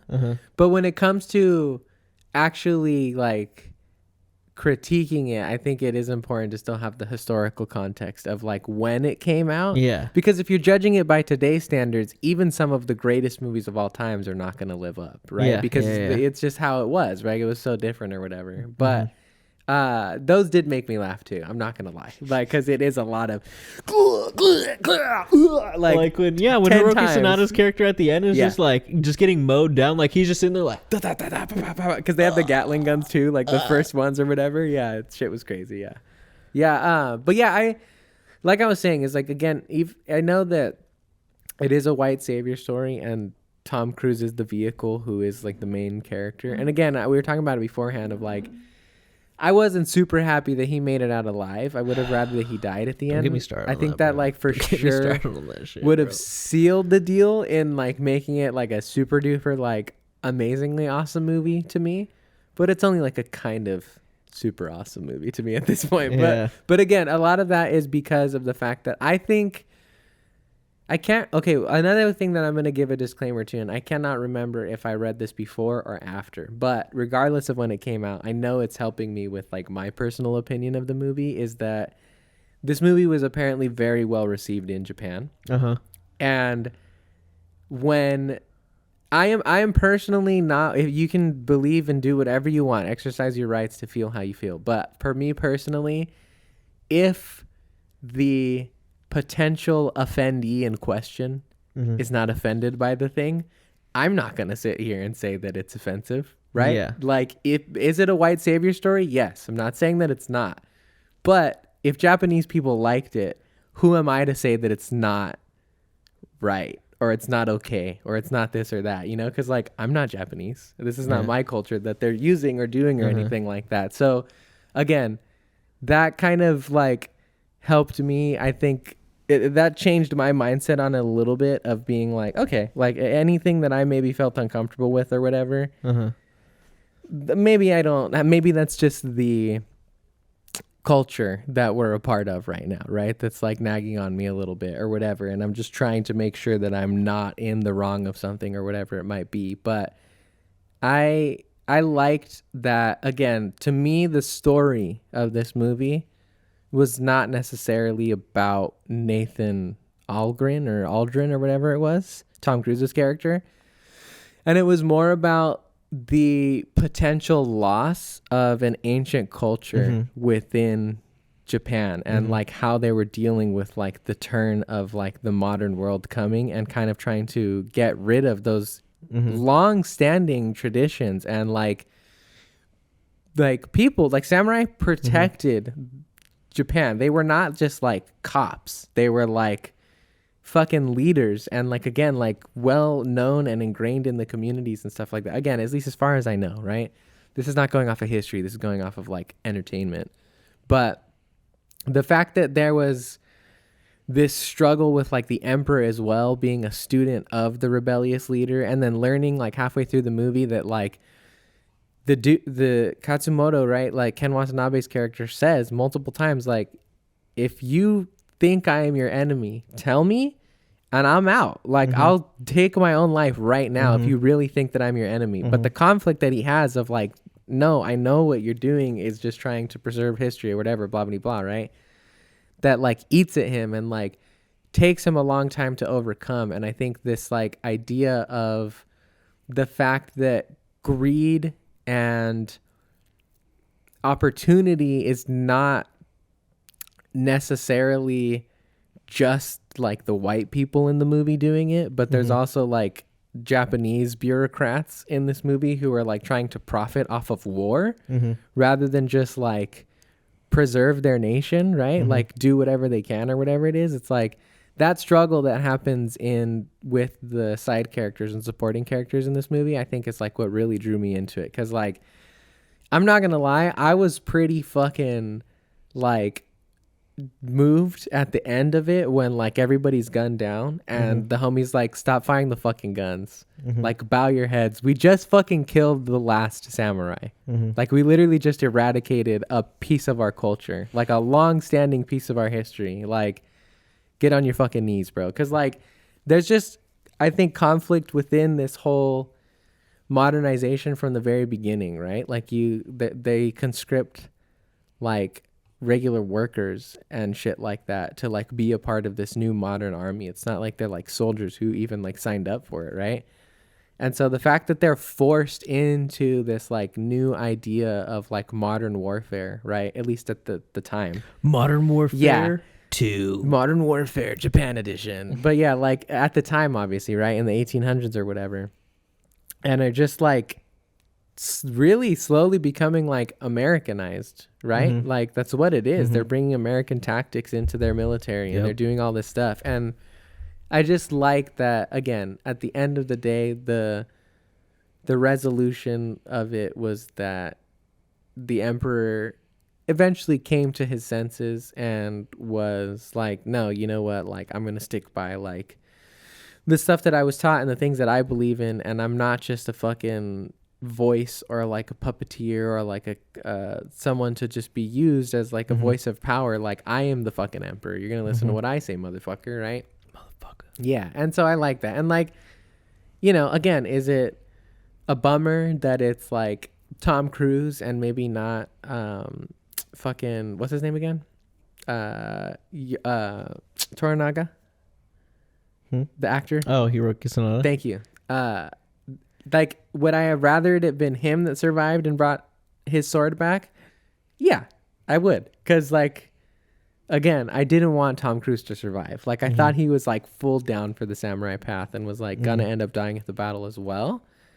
But it didn't bother me so much that it took me out of all the rest of the stuff that I did love about the movie. Because again, even though he was the vehicle for things, I thought that the meat and potatoes of it was like the world that they set up in the movie. And all of the stakes involved were not about him and his own personal loss so much as it was like, again, the loss of like culture, the loss of like the last samurai, right? Like the last remaining people trying to uphold like this ancient way of living and like this long standing history of, again, protecting their people that is just getting pushed out by the, I guess, like, again, historically it wasn't American, I don't think, right? I don't know if that part was American or not, of like the trade deal arms and stuff that they were trying to sign and all these treaties and everything like that. But from what I understand, it was like French.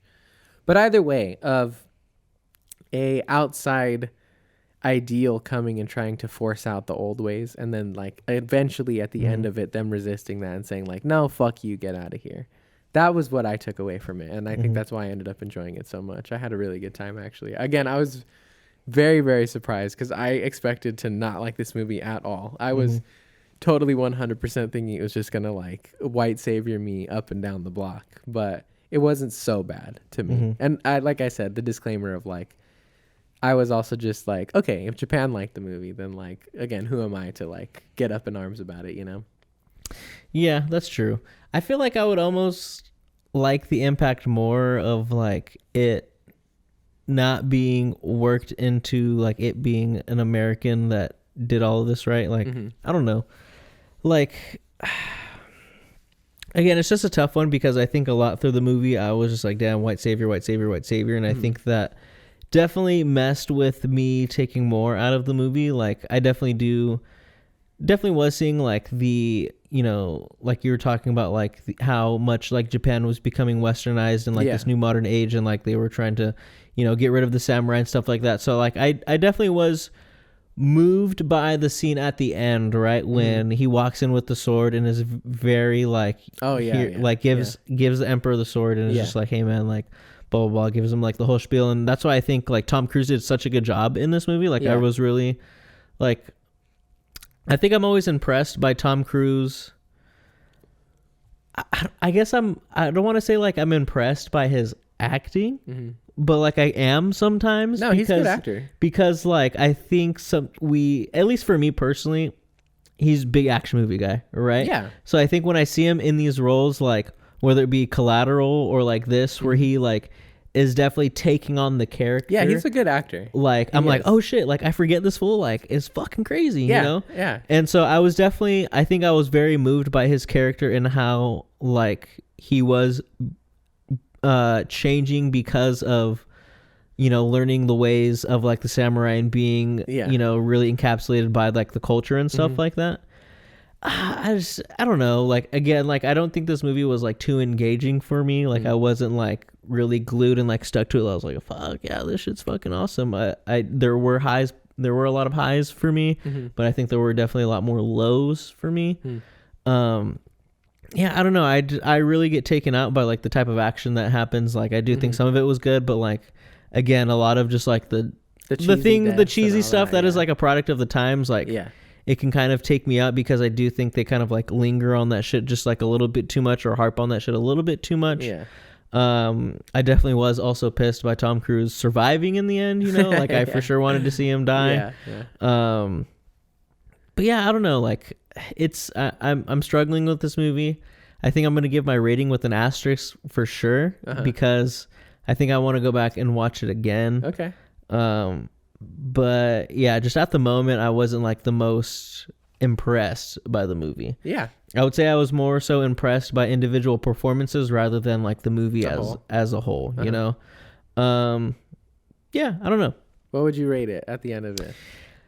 I'm at like, I will be honest, I was at like a 6.5, but hearing more of your explanation and stuff like that, it swayed me to more of like a 7.5. Okay. Like, I don't think it's like an absolutely terrible movie, but it's not like, didn't live up to the expectation that I had in my head. And that's a lot of the reason why I put an asterisk next to it, is because I definitely need to watch the movie without the expectation, just enjoy the movie. Again, it's probably going to be hard, being that I've watched it already for the first time and know it's going to happen. But well, it's got to be one of those ones that you rewatch in like a few years or something like that. Exactly. But, you know, 7.5 right now with an asterisk. It could it might change, but I don't know. Like, it's an interesting one for me, you know? That's not too far off from what I give it an 8. Okay. Because, like, to me, that's like a pretty high score, honestly. Like, and again, like, was it a perfect movie? No. Like, the white savior stuff is annoying, but it's not the worst to me because, like, I don't know, just a lot of the reasons that I explained already, right? Of, like, what they dive into around all of that.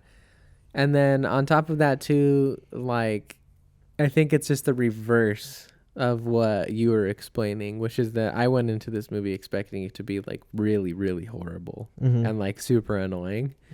And it surprised me in like a lot of different ways. So yeah, it's just like a good solid 8 to me. Like, I was definitely caught off guard by some of the cheesy stuff in it as well. But I think to me that stuff gives, like, again, this is a very, very personal thing. And we all know this by now. I'm a corny motherfucker. But that kind of stuff gives me more points for it, because I just am like a fan of that age of things. Like, I just like those 80s movies where like a Scarface, you know, where it's like "Gah, gah, gah, gah, gah," and people are Say hello to my little friend. I love that shit. Like I love cheesy over the top deaths in like that sense of it, you know? So like yeah, I don't know. That kind of stuff is just it's just a weird caveat that I have where typically corniness is like maybe a little bit like lowers your points. I'm like, fuck yeah, give me that shit, bro. I love cheesy stuff, dude. It's my favorite. Yeah, but I mean, yeah, it was all right. Like, fuck, I haven't even brought up like I just thought the shit was weird. Like, Tom Cruise killed that chick's husband. Yeah, and then that was immediately crazy. Was I just wasn't like, down with the romance. I'm trying to fuck. This I wasn't shit. down with the romance for either of these two movies, honestly. I think the one in 47 Ronin makes more sense. I think it does not at all. You don't? Why? No, I think it's super random. Why? They've liked each other since they were kids. Yeah, but like the part that I think what it is that I don't. So let me clarify first by saying I don't think it's worse than The Last Samurai. They just both don't make sense to me because I think a lot of the problem. Well, okay, we've rated Last Samurai, so we just move into 47 Ronin now. I think we'll get it. But yeah, a lot of the issues that I had with 47 Ronin was just that like it was a lot of tell don't show to me. Okay. In this movie. I can get behind that. And so I will say this is that I watched this after I watched The Last Samurai. Mm-hmm. And I told you, right, I watched all these back to back today. So it could very much be that I was just in the wrong mindset. Because I do think The Last Samurai does a good job of some show don't tell, right? Cheers. Yeah. And so again, it could just be that I came too hot off the heels of that, but that really got to me at times where they were trying to make me feel emotional about stuff because I think I would have liked it a lot more if they did away with the romance entirely. Okay.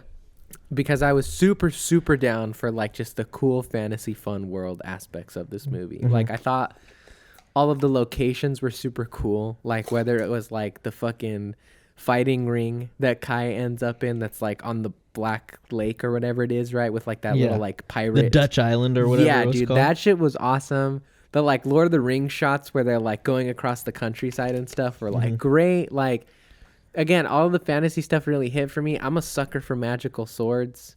There's a whole army full of magical swords in this movie, right? Like, and they have to pass the test to get it and everything. All that stuff hit for me. It's just that like the emotional beats to me, I didn't really care about. Like when the what's his name? The first leader of Akko, Mika's dad. Oh, I don't remember. The main dude, anyways, in the beginning, the old man who takes Kai in. Mm-hmm. His whole seppuku thing where he like takes his own life, didn't give a shit about it. Like I was not invested at all. I did not really care because all that you really get is this guy saved Kai when he was a baby or when he was like a teenager, and he like, you know, is not as mean as everybody else. But if you fuck up though, he's also not going to give him any mercy because he's pretty fucking pissed at him for trying to save his ass during the whole ceremonial fight thing, you know, like he's like beat the motherfucker or whatever, right? Or I guess the Shogun tells him that, but he's like, there wasn't enough of that like adoptive father thing that they were trying to sell me on that I actually saw for me to care enough. So when he died, I didn't care. And then again, same thing with like the romance of like, yeah, there's the montage in the beginning of like they grew up together, but then they're apart for the rest of the movie, really. And it's just them kind of like, It's a forbidden love, bro. They can't be in love. I know, I get it, but again, it's just, it wasn't. I found this movie. I think it's one of those weird moments where we're just on like Just opposites opposite, of yeah, stuff. But yeah, I yeah, found yeah. this one way less engaging than I did Last Samurai. I told Okay. you I was bored and I kind of fell asleep Damn. like okay. halfway through this one. Just because it is very basic and simple. And like usually that gets my jollies going. And I will say, I told you I watched this 1.5 times today. And when I went back, I was down for like all of the, like I was talking about, like the fantastical elements of stuff. Like I think all of that is handled awesome. I love seeing Keanu in like anything action based because he's just fucking great at it. Hiroki Sanada is awesome as well. He does some badass shit in this movie too that is just like baller as fuck. I love a lot of the scenarios and setups that they have in terms of the action and everything like that, right? But like I almost wish that Keanu was already in charge of his movies at this point, because I think he does a better job of, all right, they killed my dog, who was the last gift from my wife. That's the setup. But the rest of the movie's not really about that. We're just going to do some cool shit. Yeah. Versus like this one had too many moments when it was still just trying to sell me on like those emotional aspects that I didn't care about. Like I just couldn't care less. I was like, get me back to cool samurai stuff, please. That's all I want to see from this movie. I want to see them fighting monsters and other people and stuff like that. But it didn't, I wouldn't say, I mean, we'll get to the rating eventually, but it's not very far off from like what I give to Last Samurai, because it is so much in my corner of stuff that I do like. Because I do have to say that like a lot of the epic, like magical elements that they add to this version of the world, I think is cool. I thought the CG was like pretty good for 2013. I don't think it's like stellar by any means. I definitely saw stuff that came out around that time that was like better or whatever, right? But it's not like the most offensive or anything like that. I also really like a lot of the stuff that they do with the special effects, because like one in particular that was very stand out to me is like the swords that they do get at the end. It's like I really like the swoosh effect that they have on them, because when they're like chopping, they glow like a little. Yeah, they're like kind of blue. Yeah, they're almost like lightsaber katanas. Yeah, because like it's just epic to see. It very much reminds me of like an anime sword fight, of like when it swipes through the air, you see the like trail that it leaves. Yeah, and that shit's just epic, dude. Like it was one of those moments where I was like, "Oh, that's fucking cool, dude!" Like seeing Keanu cut down a bunch of people and like the trail of his fucking sword behind him is just epic. He like cuts through fucking dragon fire with it too later. Like that's just epically awesome too. Like it's just good shit like that, dude. It's crazy because like I really liked this movie, so we're definitely on these crazy opposite, like it's opposite day today. It's funny too because like this is usually the opposite of what we like in movies too. Because I was honestly like really down for like the simplicity of the movie and kind of like the quickness in which like the movie went through. Yeah, because it's only like 2 hours, right? Yeah. And I as much as I like, for sure, like Keanu is like, I guess the quote unquote like main character. Yeah. I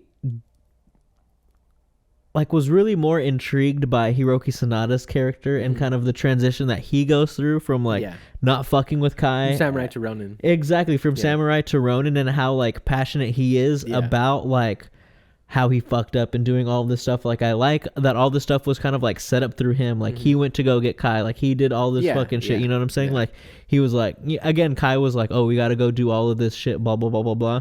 But I like that he was the one that had to fucking pass the test and like fucking not, draw his sword and stuff like that. So I was like, I was really down for a lot of it. I was down for the romance because it is like a forbidden love, right? Like he is this half breed. They don't like him. They very much look down on him. And she's obviously liked him since they were like kids and stuff like that. So I like that she kind of like sees past all of that. So yeah, it's weird. Like we're really like on opposites today. But something was just flipped in the universe this week when we watched these. I think I was just more engaged by like the quickness at which this movie was going through, right? Like you get introduced, you see how much like these people like don't fuck with him. Like he saves homeboy in the beginning by like killing the fucking whatever beast that is, and you see how like he doesn't even try to take credit for it and shit like that. So I was really down with all of that. I will agree that I wasn't like moved by the old guy's death. Like chick's mom, just felt or kind chick's of, like, dad necessary. To like set the plot in motion. But I liked it from the standpoint of this is how like showing the seriousness of how like showing how serious the like everyone takes like the culture, and like he's like, man, I fucked up. Yep, I gotta fucking kill myself, and I'm gonna do it this way. And I liked it from that standpoint more. Like it didn't move me in terms of like emotional weight, like being sad for her dad and stuff like that, or being sad for Kai's fucking quote unquote stepdad. I felt more so moved by the impact of their belief in their culture, if that makes sense. Yeah, definitely. I think like I see where you're coming from that. It's just the hard part that I had about it was that it felt very cartoonified in this movie to me. Yeah. Versus like even in something like Last Samurai, or like especially I'm sure if they try to do it in something like Shogun, it feels a lot more impactful versus like, I don't know, it just felt very glorified in this movie, you know, of like it was this like versus like it's shown, and I like seeing it more in a light of like, damn, like this was like a crazy real fucking thing that they did that's like maybe borderline wrong and like kind of intense and crazy or whatever, right? But again, it's very, very glorified in this. And like I think that maybe that was one of the things that I just had trouble with, is it's like I personally already find a grounded samurai story to be so like it hits all the points that I typically want from like a fantastical thing already, that like I don't necessarily need it to push into the full-on fantasy realm of it being like fighting dragons and magic and like witchcraft and all this foxes that turn into ladies. Yeah, like effects wise and visually, I thought it looked cool. Again, like I think the effects are like pretty solid. Like what I thought it was cool, the like way the cloak moves through the air, right? And then like she appears and shit. Oh, She's yeah, got that her shit like looks Medusa sick. hair, right? Like it looks cool. But like I don't know, I also just found her to be a pretty like I thought that the villains in this again were like very, very boring. Like I didn't care at all. And like, yeah, it's more so about the journey of them reclaiming their honor. But they wouldn't have to do that if it wasn't for a bad guy in the first place. So in my mind, I needed more. But like, I cannot tell you why they wanted to do what they wanted to do. Like, the witch was just evil because she's a witch. And the other guy was just a bad guy because he wanted more land, which is like basic and like, I don't know, it's not the worst, but like, I think something that I'm realizing more and more off of like Dune last week and then this too is that like one thing that I do need from my simple movies is a good opposing force as well. Okay. I'm not necessarily gonna like not be down for something if it's like all heroes the entire time, but I do want a good bad guy. Yeah. And I felt like this movie was like kind of lacking in that. Like they're just boring. Yeah. You know, they were just like, there's not much to them. They're just bad for the sake of they're being just bad. there because they need somebody to cut down at the end. They need a big dragon to fight, and they need somebody for Hiroki Sanada to fight. I forget his character's name in this one. So like that was another thing too, is that the whole thing is a revenge story. But I'm not invested enough to give a shit about the revenge because I don't care that the guy died. Yeah. And I don't hate the villains enough to see them want to die. So like the whole like point of the movie, I think, was just a little lost on me because I was just like, I just wasn't invested. Yeah. Maybe it's not necessary that I wasn't engaged because again, I liked what I was seeing when it came to the action scenes of stuff. But I just wasn't invested. I feel that. Like the stakes of everything weren't heavy enough for me to give a shit. So like it was just very much like a turn my brain off and enjoy the action movie. I feel that. That's what it was. Yeah, I enjoyed the action, and I think I was more captivated by I don't know, I guess the like just the revenge or like the lengths that these fools were willing to go to like get the revenge and stuff like that. Where like they're literally ordered by like the head freaking the emperor. Shogun. Yeah, the head shogun to like, hey, like you are banished, you are a Ronin, you cannot seek revenge. And they're like, fuck it. Yeah, I think I just really liked that, you know. That was, I was down for that. I was more captivated by Hiroki Sanada's character and like the change that he goes through in terms of like being accepting of Kai. Like I don't think it's like the strongest thing. I think at just one point he's just like, hey man, I need your help, you know. Yeah, I think like, I mean, I did like I was like 50-50 on that just because like it just felt like he didn't have a choice. Yeah. I don't know that it was like he accepted Kai because he like wanted to necessarily.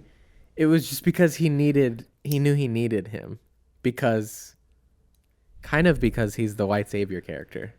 Cause like, honestly, they might've been fine. Like, I mean, the story really did happen without any magic. Yeah, like yeah, the yeah. 47 Ronin, this was real. Yeah. You know, like they did actually do this Yeah. without a Keanu Reeves in it. So like, I don't know. Maybe I think that maybe that's what it was as well too. Is that like I was intrigued enough to like read up shortly on the historical stuff behind Last Samurai. But I queued up it's like a 2-part, 3-hour documentary about the actual story of the 47 Ronin. Oh, damn. Because I'm like really down for the context of the story. Yeah. Like I think they did. I was also really sold on that part too, of like the devotion that they have and the loyalty that they have to like their lord and their culture and everything like that. Right. But like, yeah, I don't know. Like, I just think a lot of the times when I see samurai content and stuff, it does a good job of like really selling me on like those like honorable deaths and those, you know, honor to the last moment, like be loyal to your lord or your people or whatever it is and everything. And like, I think this movie used it as more of a backdrop than it did an actual point in the movie. Yeah. And so like I think that's maybe where my disappointment came from, was like there's never been a samurai thing that I've watched. Well, I won't say never because I don't remember everything that I've ever watched. but a recent memory, at least from what I can remember, especially again because like I binged so much stuff today, is it's like I just like when that's taken a little more seriously. I feel you. I feel that. It definitely felt cartoonized and like fantasized in this movie and stuff like that. So it definitely took a little bit away from me. But yeah, I mean, again, I said, yeah, I said not, it's close to my other score earlier because I didn't want to spoil it, but like it's at the same. There you go. Because again, it checks so many of my boxes still, right? Of like awesome action, Keanu Reeves, like super fun, fantastical elements. Because again, I loved how the world looked. Like I liked a lot of the locations. I liked a lot of the different sets they were at. I did think that the magical elements were cool. I just wanted them to have like more substance, right? I thought the dragon fight at the end was cool. I think the powers that like Keanu Reeves and like the Secret Order have look really cool. They remind me of like Dementors kind of. So like, yeah, it still checks a lot of my boxes, obviously. It's just that, again, I think it was happenstance. I think if I had watched them separately and didn't go right off the back of like the other two, it would have been an easier sell for me. Okay. But I think because I was so much in like samurai, that like I was like, this is dishonorable. I was like, you know, like I was like, fuck this, bro. Not fuck this, but I was like, okay, I get it. It is what it is. Yeah, I think honestly, what I fucked with, like about Keanu Reeves' character, is like I understand what you were saying in like the comparison to like The Last Samurai, and where we get to see Tom Cruise's character really develop the love for the culture. Yeah. Whereas like with Keanu Reeves, we're kind of just thrown in and like, oh yeah, obviously this fool knows about shit because we see him as a kid and then we see him as an adult. Yeah. You know? Yeah. But I think what I was intrigued the most about him was like how okay with like he was being treated like shit. Like, you know what I'm saying? Like he was just like, hey man, like I'm a half breed, they don't fuck with me, and like I'm still very respectful in how like they do everything here because I do respect the culture and I, you know, obviously grew up in it. But like I think a scene that got me was like when what's the love interest name, like what's her name, Mika, when she comes to like wherever his like hut outside is, I'm like, damn, this wasn't a hut outside and it's like raining and that shit does not look good. And she's even telling him like, bro, they're like treating you bad, like they're not treating you good, and he's like, hey, they're treating me how they should be treating me. Yeah, exactly. He's like, so I don't care. And I'm like, damn, I think that's crazy. It's actually funny that you bring that up because I had a very like curious like thought about the time frame that this came out in, because I was like wondering, because like I looked up some reviews after I watched the movie, and like some people were trashing on it, but they were trashing on it for at least for me the wrong reasons, right? Like they were shitting on it because of the cheesy stuff that I like. So like I didn't pay attention to those, but it got a lot of like positive response from people who didn't care about that. And I was like pretty surprised because, but now that you bring up what you just did, I think it's making more sense to me, because this movie came out in 2013. There was another movie that came out around this time called The Great Wall. which was Matt Damon. Oh yes. In another white savior in Eastern land, but it's like same time frame, and he got fucking flamed for it at the time. This movie didn't, and I think now that you bring that up, that might have something to do with it. Is I think the fact that like he made, or I don't know if he was able to do this, or if this was just the writing of whoever made it, but like I did see a lot of white names in the credits, so it was probably strategic of like making him such a like, I'm accepting of the fact I know I'm the white savior, so I can't do anything cool. Like I am the bad guy. No, they should treat me this way. Blah blah blah. I think that like saved it a little bit from the scrutiny of like a typical white savior thing, because he is so accepting of the fact that like he's an outsider. But I think and another thought that it sparked right now when you're bringing up what you did is that like I think a big difference for me between these two is that I think Tom Cruise's character falls in love with the culture, versus in this movie, from what I got, he's just in love with Mika. There's not really like a lot of them showing the fact that he's like not any particulars, right? Like he accepts the fact that he's an outsider, and he's good at fighting with katanas. But other than that, there's not a lot of delving into him being in love or respecting like Japanese culture.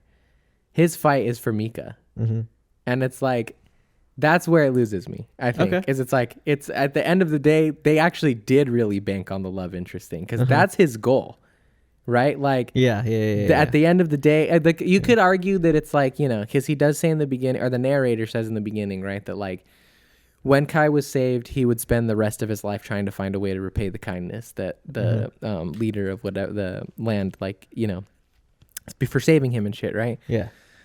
And so, yeah, you could say that, like, you know, that was his goal, was he was trying to repay the kindness. But, like, he's really fucking down bad for Mika. And, like, it is about the love at the end of the day. And so I think that's where it lost me, is it's like, I don't need a samurai story to be about love. The romance is what really killed it for me in this one. Okay. I can see that. I think they banked on it a lot and didn't put enough time into it. You know? Yeah, it's a lot of just like, I love you. Yeah. I will always love you. Very classic, like, just like, I will always love. I will spend the next 10,000 lifetimes trying to find you. I was like, get the fuck out of here, dude. That shit was funny, bro. I don't. That's so funny. Like we're totally on opposites today, because like you were cracking up at that, dude. I was cracking up, and I was just like hella down for how like over the top and like kind of cheesy that was. Yeah. I don't know. It was just it was cool. Yeah. I do like. I think it did fall short on like the scene where they go and like get the swords, of just like this dude's just explaining all of this fucking shit. It is just like a fucking exposition dump. Like they at just that point. Well, because I was curious, because that was actually the right before that. It was like, I think one part that I tuned out in really hard too, and it's where I fell asleep the first time, was like everything happens in the beginning, and then homeboy gets tossed in jail. And then they just are like cut away, and they're like 1 year later. And I was like, what the fuck, dude? Yeah. I was like, holy shit. I did not expect that. Okay. For sure. Yeah. I was like, all right, cool. Whatever. Let's jump. But like, like, oh, fuck. I forgot where I was going. I was talking something about the swords, the sword scene or whatever. But yeah, it was just the exposition dump in that. It was like, I thought I fell asleep during that middle portion. And so when it got to the end and I saw Kai using his powers to like defeat the dragon, right? Because where I woke up again was right when they got the swords. And then they go to the village where they get ambushed. And then like the big dude dies and like all that stuff. And then like I was awake through the rest of that, right? But when I saw Kai use his powers in the end, I was like, oh, okay. Like this movie just doesn't try to explain like anything about his past. That's okay with me. Like, I don't care, whatever. Like, it's just cool to see him do magic powers. I know from the narration in the beginning, he came from like a magic people that were kind of dark or whatever, blah, blah, blah. And then I went back and I rewatched and I saw that and I was like, oh, this is okay. Yeah, for whatever. Cool, whatever. It's fine. He literally just shows up and is like, you were left on the porch by your parents by this, and then we took you in and we gave you the gift of these dark powers. I was like, whoa, okay. Yeah. Cool. Yeah. That was a part. I think in that part I was definitely more down for just like what Hiroki Sanada's character was. Yeah, I agree. That was more intriguing. But yeah, it was definitely full on like, I'm explaining your powers and you're gonna use your powers 2 times. Yeah. 2 times. Honestly, I think like I will say I'll level this against both movies, but I think either one of these just would have been a better movie without the white character involved. Yeah. You know, like if you just make maybe I'm also just in love with Hiroki Sanada at this point too, because he's like my favorite actor right now. Mm-hmm. But I'm also just like, just make him the main character of both of those movies. Like, For sure. He was 100%. already the left-hand man of the main rebellion guy in Last Samurai too. Sorry, yeah, right-hand man. Put him in that like role as well. Yeah. You know, whatever, bobbity-ba. Mm-hmm. But yeah, like that's just my wish of how I wanted them to go or whatever it is. I did like their fight scene when he goes to break him out of like that was cool. Yeah, that shit was sick. Seeing him fucking fight that big ass fucking dude was pretty fucking chop the tight. fucking head off, Yeah. dude. Yeah, epic. Yeah. And that fool was just like, Yeah, dude. I know they have some crazy. I will say that like there was a lot of those cool. I think for me it was both movies, but I think there's a couple more that we'll probably like agree on in this one of just like cool standout, just like kills. Like yeah. like there's one at the end, like the whole sequence of them sneaking into like the final battle was epic. So sick. But there's like some really good ones where like homeboy fucking his son, right, like shoots the arrow and like gets him through the neck, but like pins him to the wall, so it looks like he's still standing up. I was like, oh, that was fucking fire. That was savage, dude. That shit was Holy cool, shit. yeah. Doing the whole like And they sneak up with the fucking crow feather quotes, and they're doing quotes. it, the homies in the fucking play and Dude, shit like yeah, that. I was like, oh shit, yeah. Fuck, bro. They almost had him too. It would have been such a clean fucking assassination, like if they just didn't have that one dude who's fucking fighting him back. What about when Hiroki Sanada's character freaking kills the main clan dude, like cuts off his head and then comes out? Yeah, that was awesome. Yeah. I was just like, yeah. Dude, my favorite part was when he fucking just picks him up and like tackles him through the fucking walls. It's like, go, go, go. I was like, yeah. That shit was epic. At that dude. point, I was like, damn, I didn't know I needed to see that in this movie, but I'm so glad I fucking saw that. That was shit. badass, bro. That shit was fucking tight. badass. Because I didn't expect it. I didn't expect. No, me neither. Yeah. You expect very like. Very precise, very clean movements. But he's just like, no, I'm gonna tackle this fucker. Dude, it's awesome. Yeah, that shit was sick. I did like the fucking fire breathing dragon breathing the fire, and then dude, the that was sword. epic. He That just was cuts pretty it in fucking half cool. and shit, just fucking blocks it. That was awesome. Yeah. What also sold it for me is the fact that Keanu Reeves dies at the end. Right? Yeah. I was down. I was again like it like really hammers home the like how down that these fools are. Yeah. And I think that's what mainly sold it for me on like how like much Keanu Reeves' character like cared for the culture is the fact that he was just like, I'm also gonna kill myself. I don't know if this is like a weird thing to wish for, but like I was weirdly disappointed that like the only one that we saw was Keanu. Oh yeah. Because I was like, yeah, true. What about the rest of the homies? Yeah, though I was like, what? I'm like, again, it's like a weird want because like I'm like I want to see them kill themselves too. He would still be enslaved if it wasn't for homie coming. And fucking breaking him out. But yeah, I was also just again, it felt maybe it was just that I was like, don't be a bitch, fucking show me that shit because they don't show it right. The first time they cut away when the homie does it in the beginning, and he cuts his head off, right. Mm-hmm. And then in this one, it's like a very, very close up of like the eye contact between Mika and Kai. And then it's like, you see Keanu go like, ooh. You know? Like, and then they cut away and they're just all dead. And that's it.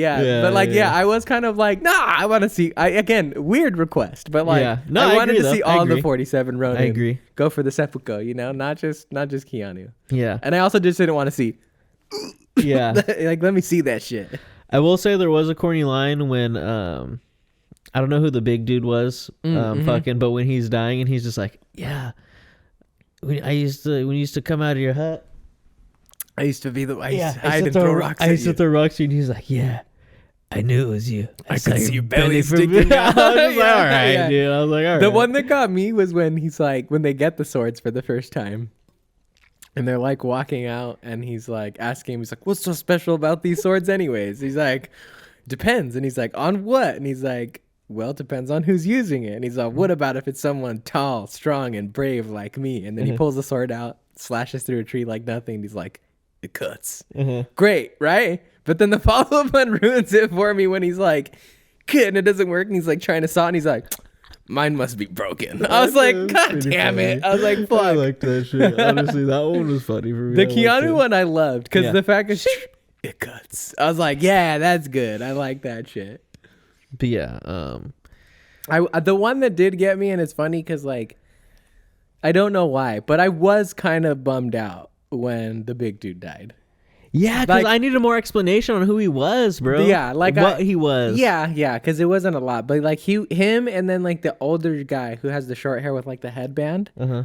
and then I guess like the dick one who's like mean to Kai in the beginning, and then like Yeah. gives him his second sword at the end. Yeah. Are really like the only standout ones for me. But even then, they're more standout because they did awesome shit, less than it was like they were developed as characters. But yeah, like homeboy, the old dude that I was talking about with like the short hair and the headband, I liked him a lot. He was like my second favorite probably of all the Ronin. He was dope. That foot was tight. Yeah. But yeah, I would probably rate this like a 8.3.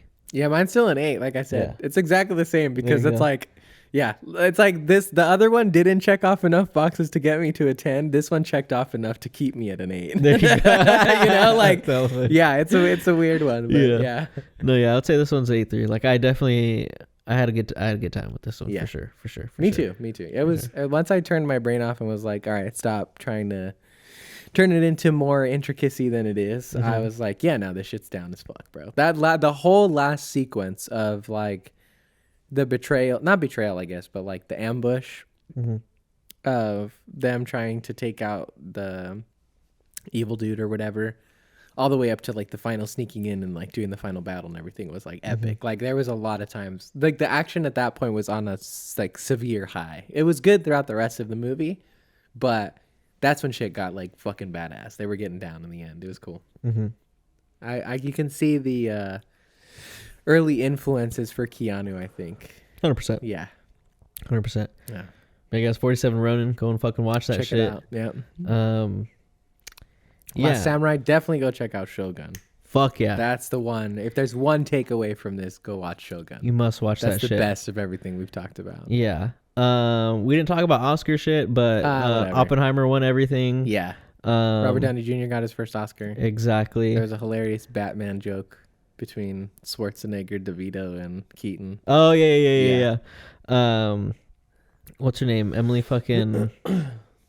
I always get them all mixed up, bro. Emma Stone. Emma Stone. Did she win for Poor Things? Yes. I want to do that. Yeah. I'm done. I really want to watch that. Yeah. Billie Eilish became the first person of the 21st century to win both a Grammy and an Emmy, I think, or a Grammy and a Golden Globe for Best Song. I was talking to my mom about that, and I was like, that was so crazy because, like, you know, I'm Just Ken was like super big, right? Like, and everyone was like, oh, that should win fucking Best Song. But like that song won. Like Billie Eilish's song won, and it's like that was like The other when one, when right? her song came on, like it was to me like one of the more impactful moments like of the movie because that's when like, you know, she's talking and blah blah blah, blah and singing all that shit. Yeah. And like that's for sure when I like shed a tear watching that movie. So I was like, yeah, that song, That's fucking- the one that gets the feels. fucking great. Yeah. Who else? I feel like other people fucking won shit. But yeah, Oppenheimer basically won Yeah, everything. Cillian Murphy won, which is cool. Cillian Murphy won. Christopher Nolan won. Robert Downey Jr. won. Yeah, a Emma lot Stone of won. firsts. Robert Downey Jr. got his first Oscar. Christopher Nolan got his first for Best Director, which is kind of crazy to me, honestly. Yeah, that's nuts. That's Like, what the fuck? Fool's made some crazy shit, Yeah. and he's just now winning. Just But depending on what he went up you against. know. I thought the Boy in the Heron won for Best Animated, and a lot of people were outraged because Spider-Verse was also in the running. Oh, God. I have not even seen Boy in the Heron, and I know that's a stupid argument because, like, Hayao Miyazaki stuff, it's Ghibli, bro. yeah, Like, get the fuck out of here. I love Spider-Man is my favorite character of all time. And even I know that the best Spider-Man movie is not going to hold a candle to any one of those movies. no. But fuck, I feel like someone else won some shit that I'm blanking. Some but big stuff. Can't remember. But yeah, that was the Oscar stuff. And yeah, guys, that was pretty much episode number 93. But guess what? Next Join us week. fucking next week. We'll give you guys a sneak peek of what we're talking about next week. Yes, sirs and ma'ams. And Yes, sirs and everybody ma'ams. else. We In are going to between. have our, weeklies coming up with Invincible and Shogun until Yeah, they we'll keep up. reach the end of their season. So that will be coming week to week. But next week, we don't got movies for you guys. We don't got TV for you guys. Talk about some musica. We're talking about some music. Gonna get back to some albums again. Exactly. You know the deal. I bring an album that homie's never listened to. He brings Yep. an album I've never listened to. We Yeah. both listen to him and we talk about it. I think we've done a good job too of like you're doing the at least post 2000s, and then I'm doing like the pre 2000s. I've tried Exactly. to stick to that as much as I can so Exactly. far. We've done, yeah. Next week, I am bringing on probably one of the most influential R&B albums of the modern day with SZA's 2017 debut album, Control. Yeah, that shit's fucking nuts. That's for sure one of my favorite albums, I think. Just so many themes that are very applicable to not only women, but also just people in their 20s just in general, and just the style in which SZA comes with on this album, I think is very, very it's just kind of like different from what like the type of R&B that was getting put out in 2017, you know? Yeah. And yeah, I think this is just like, at least for me, like an instant classic, and I think for people in the space that like listened to it when this came out and have like been continuing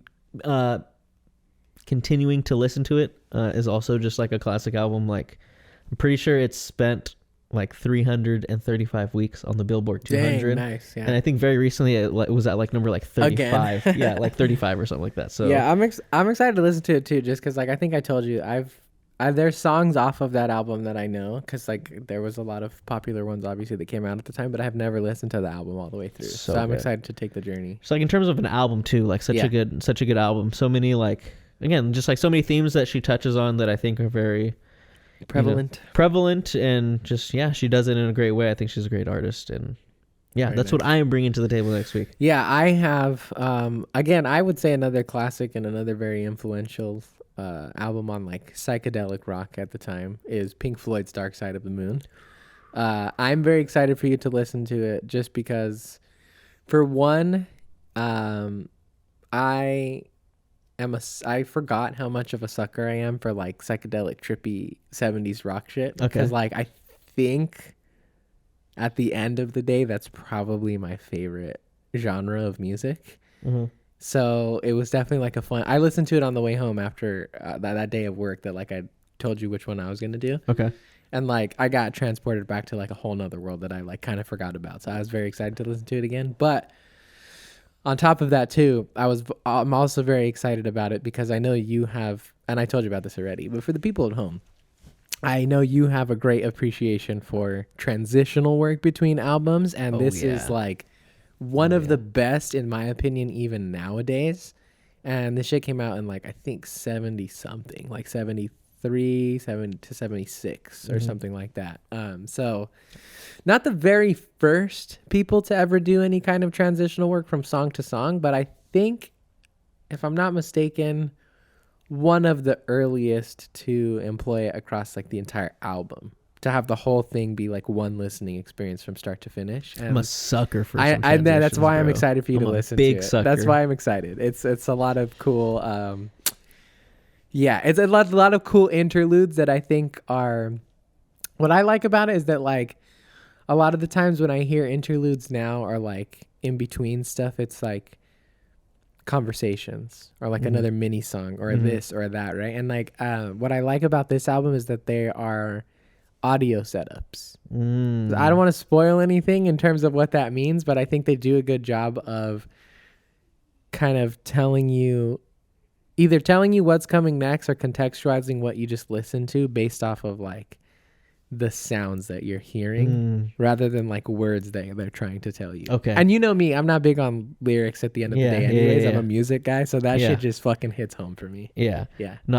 I'm a huge sucker for transitions. Like, Yeah, I'm excited for you, dude. like They're crazy. I love when I can't even tell when the song's change. Yeah, you like know? look at your Spotify and you're like, oh, I'm on a new song now. Yeah, Holy you're shit. like, wow, I'm Yeah. 6 songs fucking deep. Yeah. Eventually, I will show you Travis Scott's "Birds in the Trap" sing "By That's the Night." another one. That's another one where Okay. like I remember like listening to it like the first time and being like, What the what fuck is song am I happening? like? Yeah, What yeah. song am I on? Because Yeah. like each song, it like really like I think if I'm understanding what you're saying, like really doing a good job of like contextualizing what you just learned, Yeah. or what you just listened to, and like mixing that in with what's coming Yeah, next, setting you up. and setting you up, and like It just gives you the bridge. exactly not Yeah. even knowing that you're going into the next No. song, but taking you into the next Yeah, song. it's like a nice, comfortable journey into the next song rather than just like, that one's over. Here's the next one. Exactly. Yeah, Exactly. definitely, yeah. And I definitely told you that. To me, that's like the mark of like really Like a well thought out. a well thought out and well Yeah. produced and just